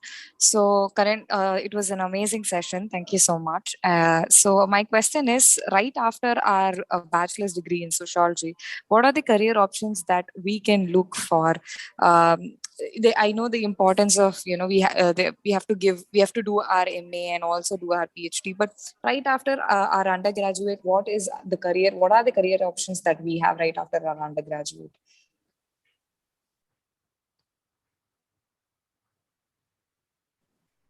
This is for me, the question? Yes, ma'am. See, the career options would depend on what you feel like doing.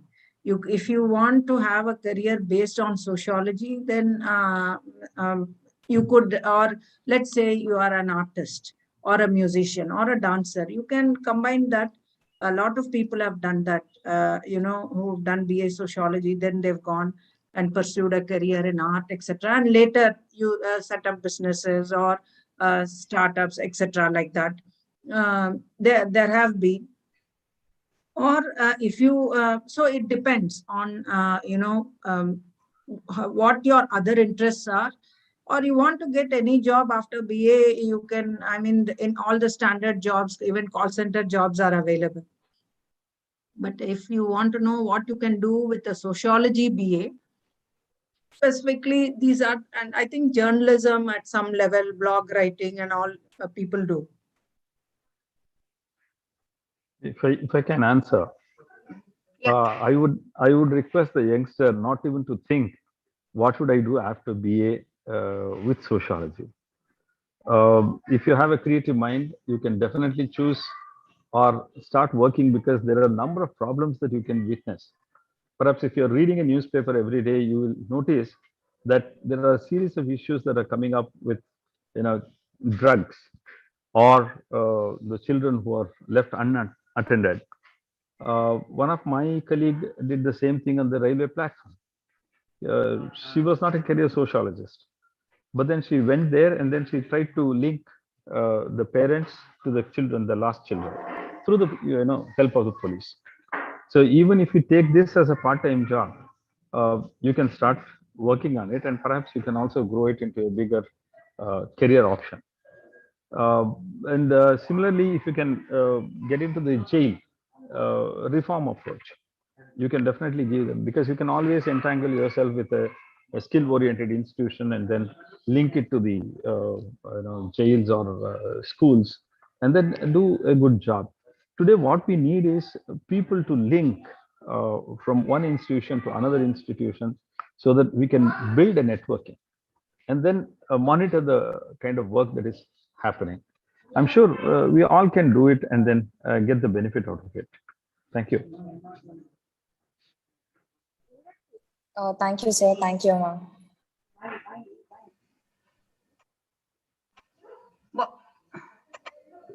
Some message. Okay. There's a question from Shanmukapriya.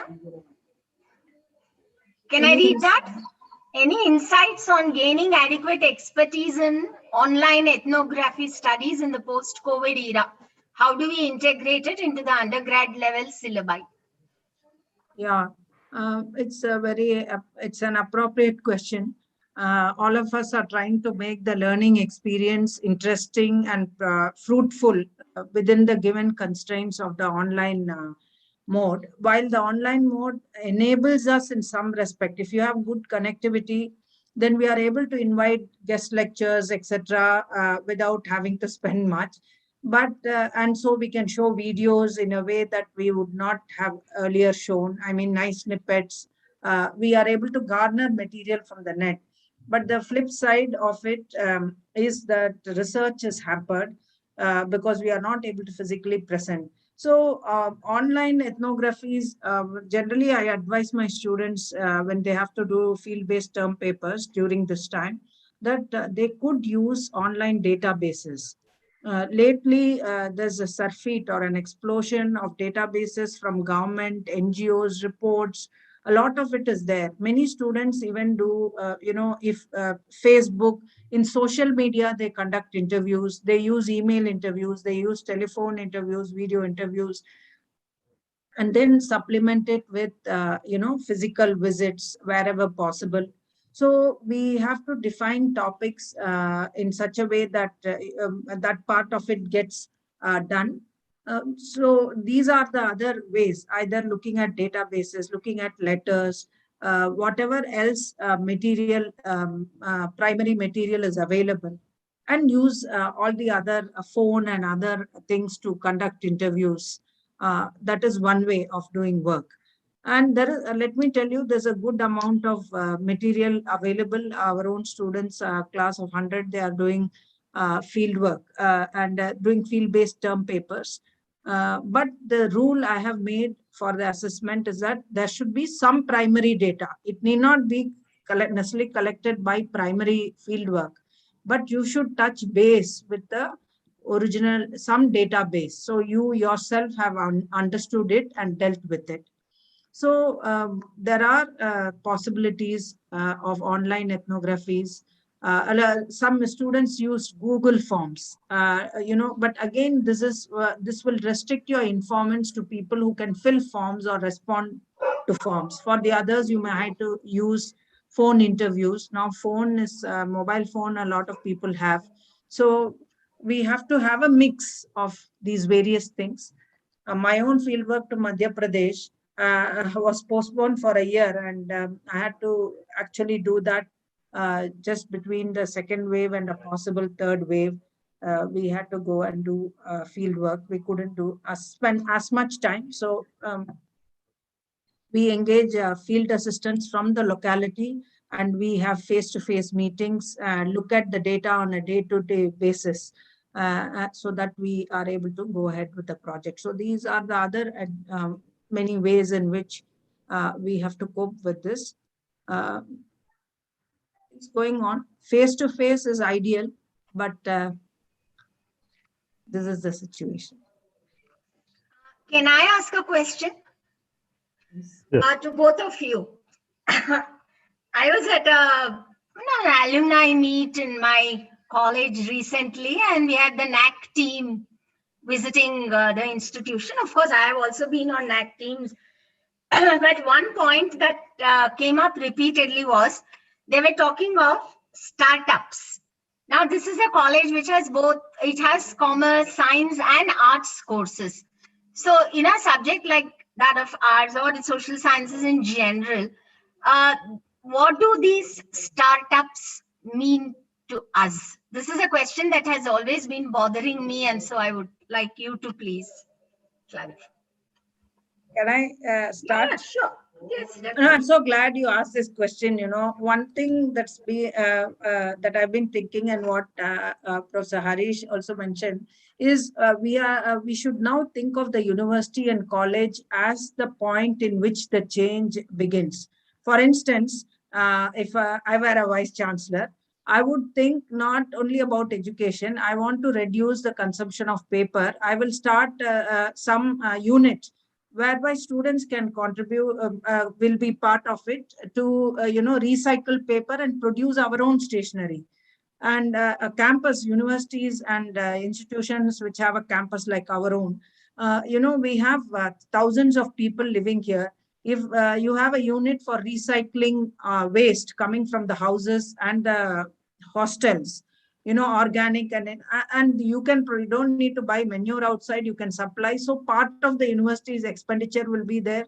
And you can build a different type of community, students, issues. So they could participate in a change in their own institutions, and scholarships could be funded. I'm just saying this would be, I would think, a more holistic way of thinking about education. Create small startups, not only to do business outside, but to make our institutions sustainable. Otherwise, the amount of paper that we consume in photocopy shops, amount of paper that's wasted in printouts and books, and it's really huge. We should convert to more sustainable forms, and these are things which an educational institution can consider through startups, if that's possible. If I can just answer it quickly, ma'am. Facebook is one of the classical, startups that has happened in world over. 3 students sitting and chatting and then coming up with something like that. I think in the universities we have enough time to sit down and understand each other's capabilities. If I'm good at X, somebody else may be good at Y. So link the two, and then throw it up in the website, and tell the others that you can always come back to us and then seek some help from us. But we don't do that. That's our problem. We don't mix up. We don't have common rooms where the students can interact and then chat and exchange. We need to build a smaller communities at the university level itself, where we are so straitjacketed that we don't want liberal, flexible kind of an approach. We don't provide that kind of an atmosphere in the universities. We are time restricted. They have to go to the hostel. It's men, it is women, boys, girls. I think you got to liberate a bit both the education and the way we look at things. If you start doing it, automatically things will change. Thank you. Any other questions? Answer this question. No. Okay.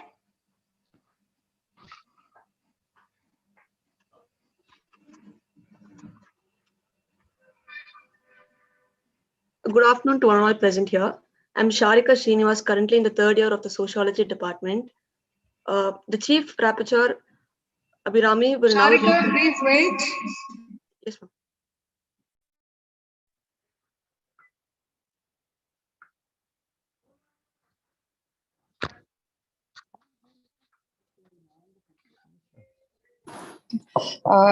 I hope there's no more questions. If I may, sorry, I just wanted to briefly respond to something that Professor Harish Ramaswamy said about. Veena Das, she runs an organization. Apart from doing her position that ethnography should be a witness, she runs an organization in low-income neighborhoods, to help children study, etc. So there are, there are people, sociologists who do that. And planning commissions and other bodies rarely invite sociologists. They want economists because they want figures and targets. Nobody has the patience to look at qualitative factors. Of course, you know that a lot of economists are doing good work in India. If you look at John Dries, or he's practically the developmental economics that they do addresses many social concerns.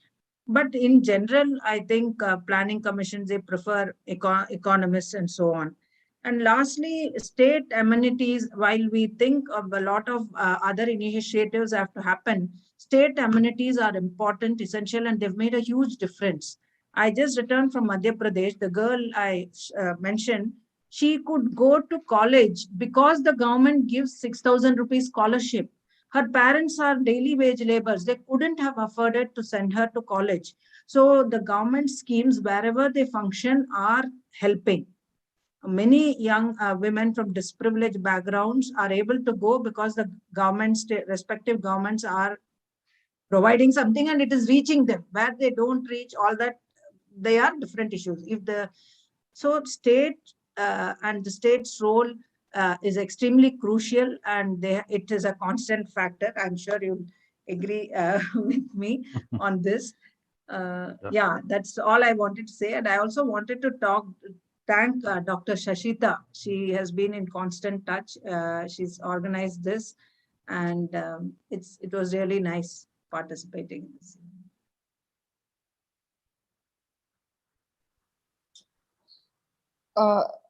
Indra ma'am, excuse me, ma'am. Dr. Indra ma'am, you're on mute, ma'am. I want to thank Dr. Sujata and Dr. Harish Ramaswamy for being with us. And so now back to Dr. Sasita.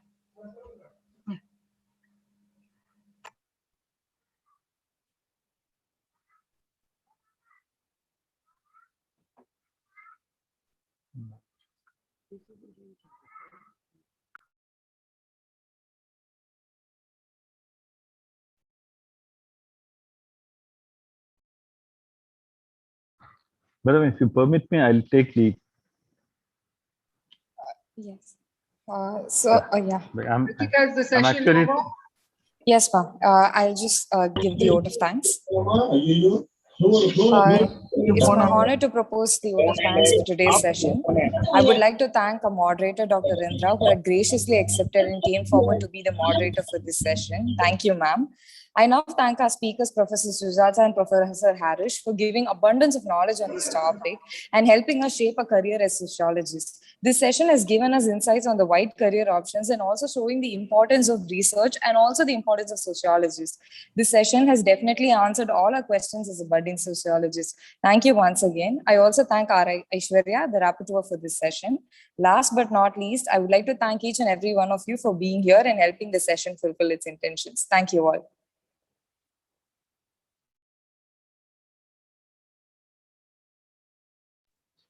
Madam, thank you again. Bye. Thank you.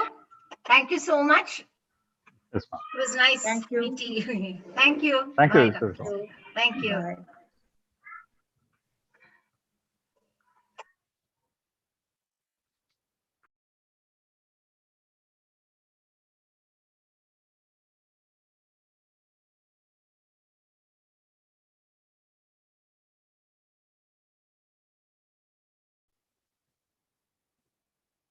Good afternoon to all present here. I'm Sharika Srinivas, currently in the third year of the Sociology Department. The Chief Rapporteur, Abhirami, will now read the report for 50 years of progressive sociology.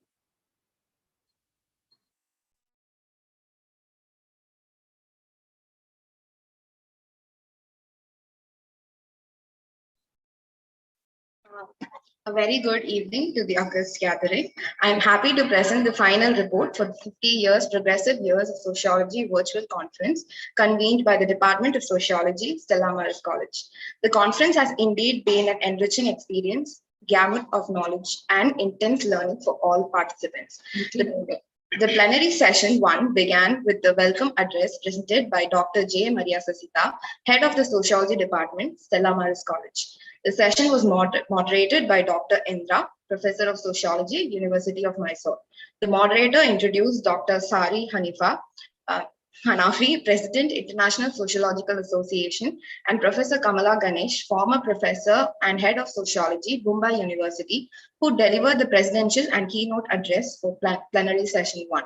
Dr. Sari Hanafi discussed sociology in the context of post-COVID era. He emphasized on the significance of public sociology in understanding the society's various socio-political, socio-cultural, and socio-economic dimensions. The post-COVID era is a challenge for all, and sociology plays a very important role in understanding the dynamics of social change. The question of post-COVID sociology was viewed by drawing connections with local and global discourses. The local concerns of any society largely connect to global discourses of social change and social transformation, this being the major goal of public sociology. Professor Kamala Ganesh took over the session for the keynote address. She introduced her PhD ethnographic study on women belonging to the Kottai Pillaimar community and emphasized on expanding the scope of sociological research in Tamil Nadu by not limiting to positivist methodologies. Professor Ganesh traced the growth and development of sociology in India. She introduced the early origins of sociology in the West, origin of sociology as the queen of social sciences, broader society being the legitimate object of study. She traced the growth of sociology in India from pre-colonial to post-independent India. Post-independent India was largely associated with policy making and issues of marginalization and lopsided development. With specific reference to Tamil Nadu, sociology was offered in Annamalai University and Madurai Kamarajar University as pioneering institutions. She strongly emphasized on sociology's orientation in Tamil Nadu towards employability in corporate and bureaucracy.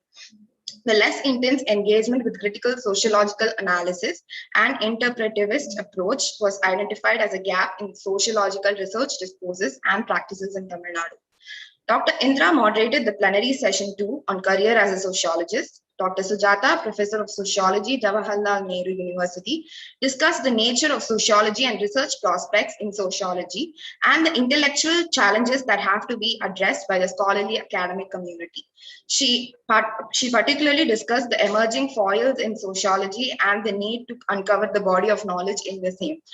Dr. Harish Ramaswamy, Vice Chancellor, Raichur University, raised pertinent questions on the progress of sociology in the right directions and the need to strengthen research by trying to understand every aspect of society. Sociologists have to explore the root of the existing social pathos. He also emphasized on the role of education in bringing about change. Overall, the virtual conference was a knowledge capital, and we thank the experts for their valuable contributions.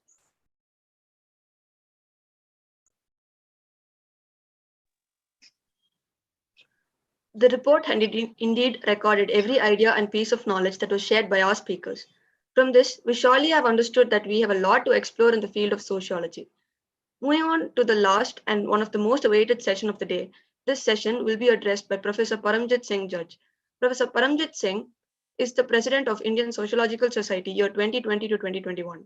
And Sir has been honored with Mata Lakshmi Devi Rajkomal Award by Kala Sirjak in 2007 for contribution to the Punjabi literature. Professor Paramjit has authored many books and has written more than 60 research articles.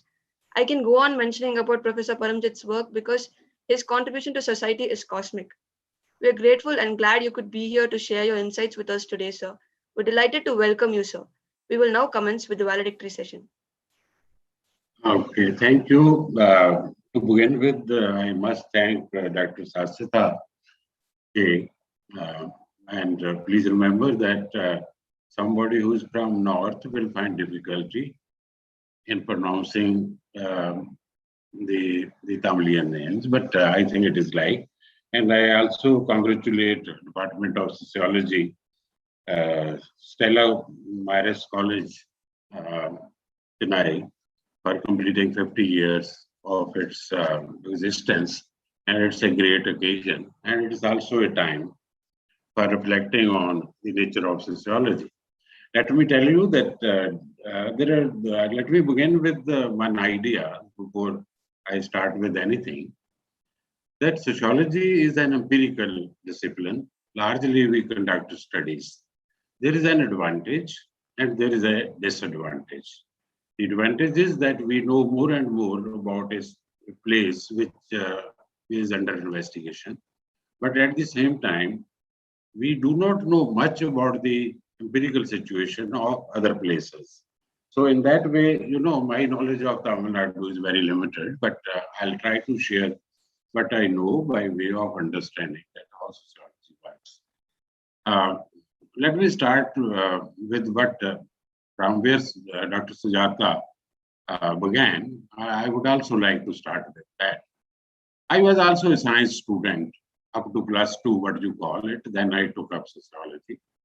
And I wanted to be a biochemist. So I had no design to take up sociology because I always wanted to be a teacher. So I never thought about any other option in my life. Never appeared in any competitive examination because I had one goal, to become a teacher and researcher. This is something which happened.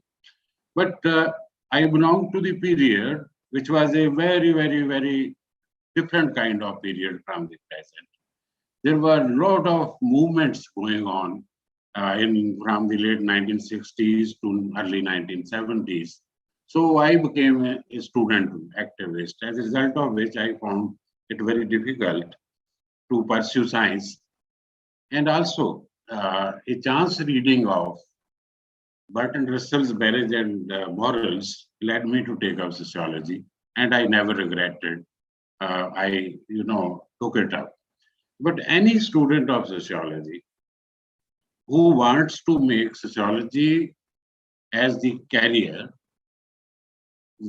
must remember one particular thing about social sciences and sociology in particular. That as students, we all come across large number of definitions. And in fact, when a question is asked that what is society, you come up with 10, 15 definitions and you think that are fine. We must compare it with sciences. And in sciences, we don't have this kind of a challenge, because in sciences, all the definition and concepts are clearly framed and they do not arbitrarily change. No scientist can change those definitions arbitrarily, but in social sciences, we do it. Now, the first question which we should raise within the context of our discipline is that why this is so? And it is because of this that in social sciences, we have contested concepts. All concepts could be contested.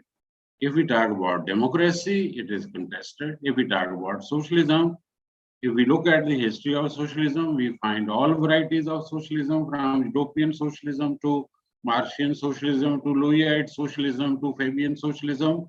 So therefore, we always contest what exactly is a socialism. Similarly, what is meant by democracy? The power of the people, we give a vague definition given by Abraham Lincoln, but that sometimes does not help, in the sense that ultimately the way democracy is practiced is something which also is to be seen in terms of constitution and other things.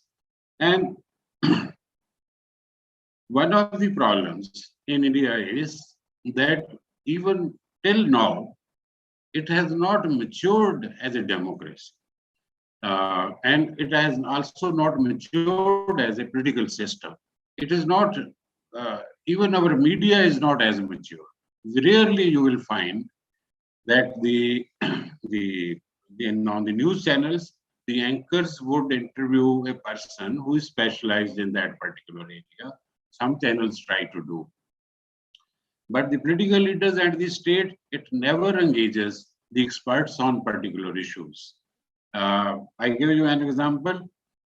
When we were having this pandemic, the head of the task force should be an epidemiologist.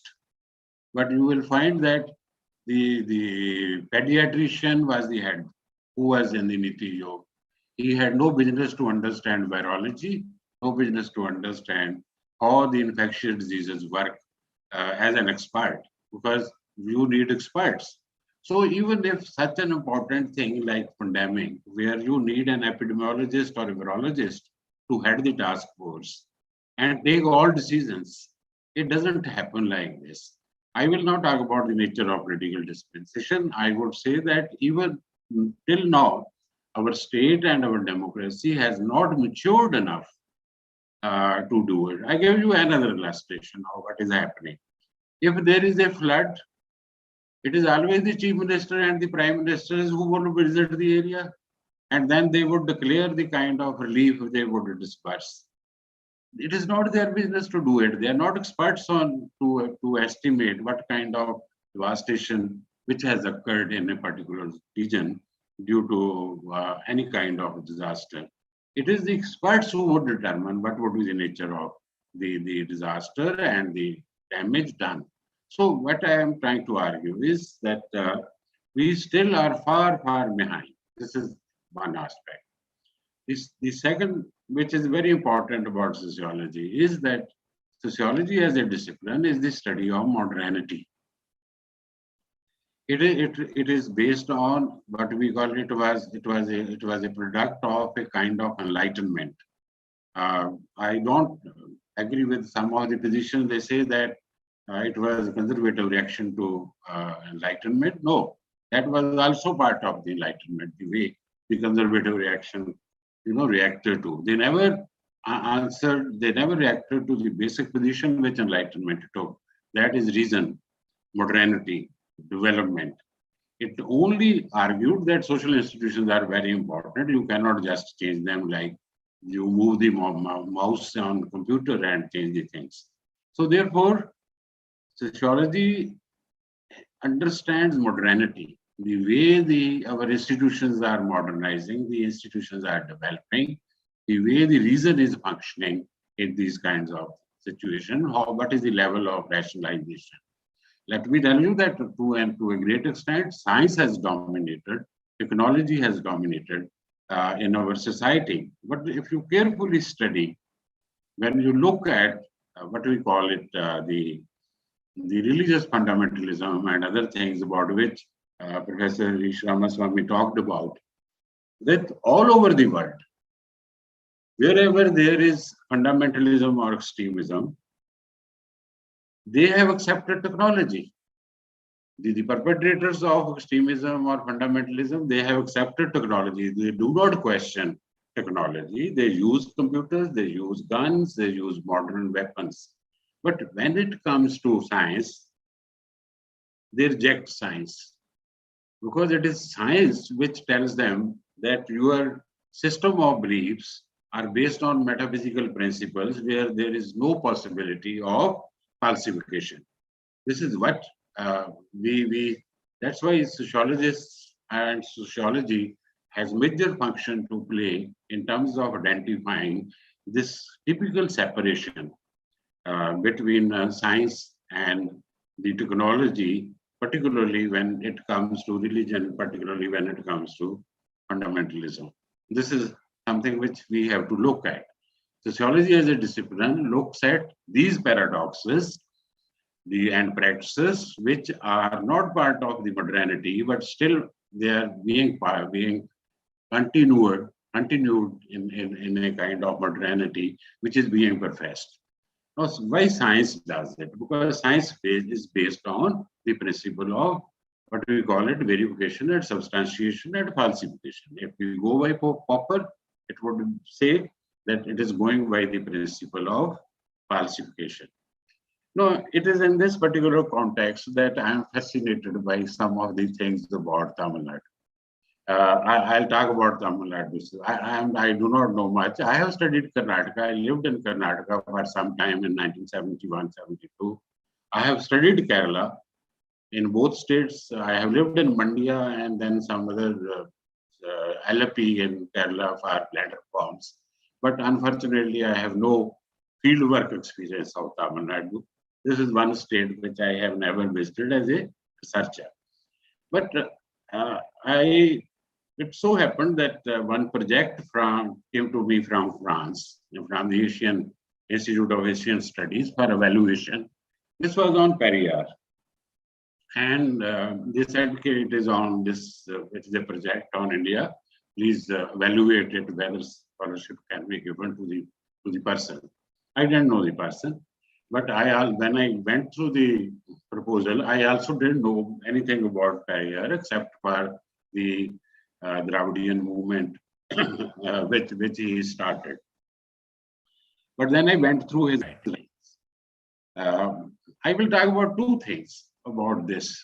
One was the kind of rationalism he preached, the kind of anti-religious stance sometimes he took, and the rationality which he said is the fundamental principle is something which becomes very important, because his close associate, Annadurai, also took up the same principle of rationalism. He rejected one part of Periyar's position, but he took up that when he constituted DMK. Now the question which is there, because we all have read Hardgrave, Andre Bete, Catherine Gough on peasant uprisings and other things, particularly Tanjore district. All Tanjore district has been the subject of study in this.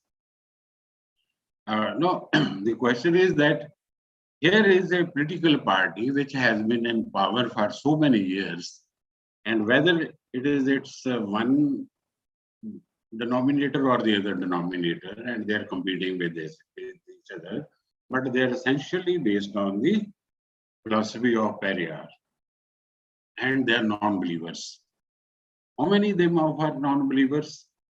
And as a result, what we are finding is that we expect that if a particular political party is acceptable to the people, despite its professed philosophy of atheism, but at the same time, the society, if you look at, is quite religious. The temples and other things, they have not changed. People are practicing, they are not preventing, they are not forcing any, but it is their philosophy. This is one particular aspect. The second aspect is caste system. And earlier, whatever I read was the domination of Brahmins. One would like to know what has happened to Brahmins now in Tamil Nadu. And I have come across this book. This is Social Construction of Capabilities in a Tamil Village, Venkataraman. He has studied the same village which Andre Bete studied 50 years back in obviously the Java district. Siripuram is the name which was given to it. It is not the real name, but he could locate it after contacting Andre Bete. Now, this is a particular study which shows that Brahmins have disappeared from villages almost. And Brahmins have no interest in the land which they were controlling earlier. Society has totally changed in the villages. Now, one thing which is that we are looking at this kind of transformation which has taken place in Tamil Nadu, where the domination of one, as it has also happened in the case of Kerala, were present before independence kind of a thing. Now, this is one particular way of looking at Tamilian society, that how the things are going on. The third thing is very interesting. That is the aspect of Tamilian society. So one is this paradox, rationality. Second is this caste system, which is still very strong, but a lot of changes have taken place at certain levels. And third thing is very interesting. Because it is a sensitive issue, it starts with Periyar. But I'll go in the Constituent Assembly debates when Gopalasamy Iyengar put the resolution that the national language of India would be Hindi. And we know that the Tamilians, the Tamil Nadu leaders, the Tamilian other leaders in the Constituent Assembly did not accept this position. This was one, but that is not I am talking about. What I am talking about is that the Tamilian language was more developed than Hindi when it was decided that Hindi would be the national language. So the Tamilian position that we have a sense of pride, and the argument which took place in this kind of in the Constituent Assembly, where the president of the Constituent Assembly, who was also who later on became president of India, Dr. Satyendra Prasad, he, in fact, his concluding speech, he said that there are many languages in India which are more developed, more advanced than Hindi. But Hindi has to be developed because it is spoken by the largest number of people. Now, we have been 75 years, let us say this is 75 independence, but still the question of language is something where the Tamilian sentimentalism is remarkable, that we will not accept it. Now, at one point, if you look at the participation of Tamilians in the nation building, in different walks of life, it is just noticeable and remarkable. But at the same time, it is keeping its autonomy, and it is also keeping some of the dynamisms, despite rationalism of Periyar, and despite the kind of development. Finally, my comment on Tamilian society, not only Tamilian, but also on other South Indian societies, because in Protestant Ethic and Spirit of Capitalism, Max Weber talks about religion and capitalism. When he is discussing data on the basis of which he builds his argument, he says that we will not talk about Jews. He says that I will not talk about Jews because all those communities which are politically deprived, they make great economic progress. And now, if you look at India, in India, the southern part of India was never an equal participant in the power sharing in India. It was always the domination of North India, because obviously the democracy which we had was the number game. So obviously 85 seats were there with Uttar Pradesh, then Bihar 40, and up to Maharashtra, the domination, this was the area where people started dominating politically. But when opportunities came, it is the southern parts of India, particularly Tamil Nadu and Karnataka, which made the best use of this development process. Now, Tamil Nadu is one of the most developed states in India. Now, I would like to pose a question to the students as well by others. It is important to know whether Periyar's rationalism has worked in making Tamilian society, Tamilian state as a developed state in comparison to other states. This is something I think it is very important for this thing. At the end, I think I have completed my time. I would like to thank all of you who have invited me and thought that I'll do this. I deserve to give a lecture. And my best wishes for the college. And I wish that the college continue to grow and develop and progress along with the sociology. I am more interested that sociology remain the main science. Thank you very much. Thank you, sir, for sharing with us your knowledge. We really appreciate your valuable time, sir. Without further ado, I call in Vashni to deliver the note of thanks. Hope I'm audible. Yeah. Thank you. Good afternoon to one and all present here. It is an honor to propose the vote of thanks on the occasion of the Golden Jubilee celebration of the Department of Sociology, Stella Maris College. Today, our hearts are filled with gratitude and joy that overflows within us as we recall the journey of the department over the last 50 years of its legacy. I would like to extend a sincere gratitude to our beloved provincial, Dr. Sister Francisco Nirmala of FMM, Principal, Dr. Sister Rosie Joseph, and Secretary, Sister Susan Metaikar of Stella Maris College for the eternal support that they have showered us for the grand success of the Department of Sociology. I would also like to extend a sincere thanks to Vice Principals of Stella Maris College for support throughout the journey. A special mention and a sincere gratitude to Dr. R. Indra, President, Alumni Association, Department of Sociology, and a Professor of Sociology, University of Mysore. Your presence and support have brought more honor to the celebration, ma'am. Thank you so much. A deep, heartfelt note of thanks to all the moderators and key speakers. Dr. Sari Hanafi, President, International Sociological Association and the Professor of Sociology, American University of Beirut. Professor Kamala Ganesh, Professor M.N. Srinivas, Chair Professor, ISEC Bangalore, former Professor and Head of Sociology, Mumbai University. Professor Sujata V, Professor of Sociology, Jawaharlal Nehru University, Delhi.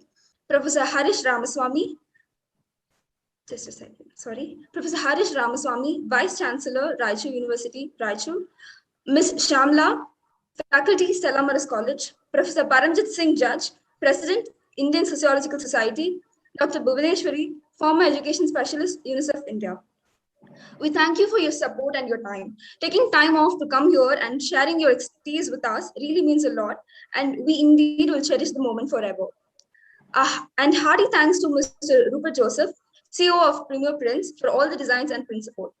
Special mentions and a very big thanks to Dr. Deepak Swaminathan, CEO, Director of Media Point, Chennai, who played a major role in the technical aspects of the functioning of the successfully held virtual event. We are honored that our sessions are on live through the first ever indigenous virtual exhibition and events platform developed by the Chennai-based national company with 4,000 events to their credits.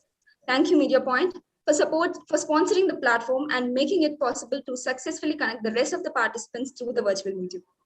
And special thanks to all the core members of Gender Center and all the student volunteers of Department of Sociology who have worked hard for the majestic success. A special thanks to the professors from various departments and colleges, students, friends, and well-wishers present at the college and who have joined with us virtually in the celebration. Indeed, it is a pleasure to share such memorable moments with you all. Last but not the least, a sincere and eternal gratitude to Dr. J. Maria Agnes Sita, the head of the department and director of Gender Center, and all the faculty of the Department of Sociology, Stella Maris College, for giving us the opportunity to have heard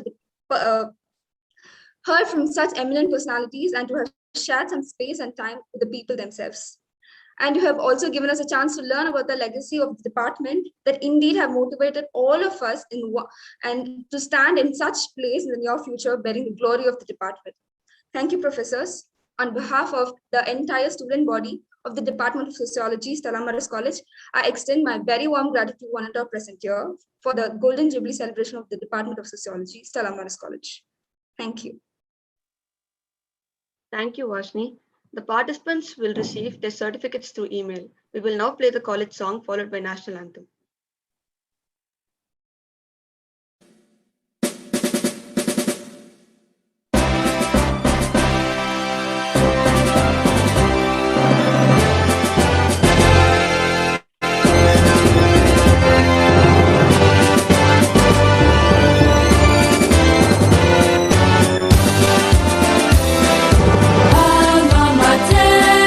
Youthful hearts in chorus, sing of our love.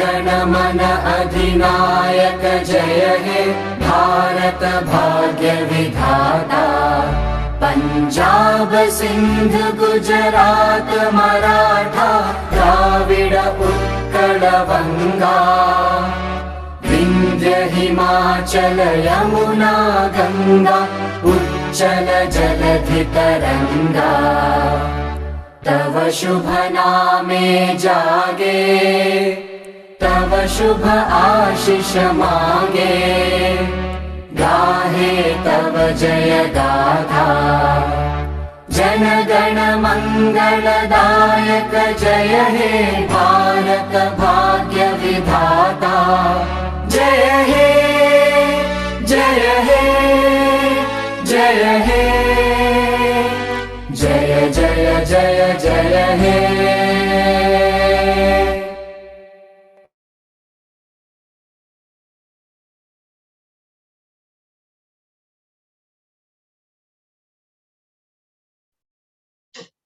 So thank you everyone, and hope we will meet again for another conference, and I pray that it would be a face-to-face one. Thank you. Thank you and congratulations on such a very well organized event. Thank you. Thanks to you, ma'am. You are our major support. My pleasure. My pleasure. Thank you so much. Thank you, ma'am. Okay. Bye. Bye, ma'am. Bye.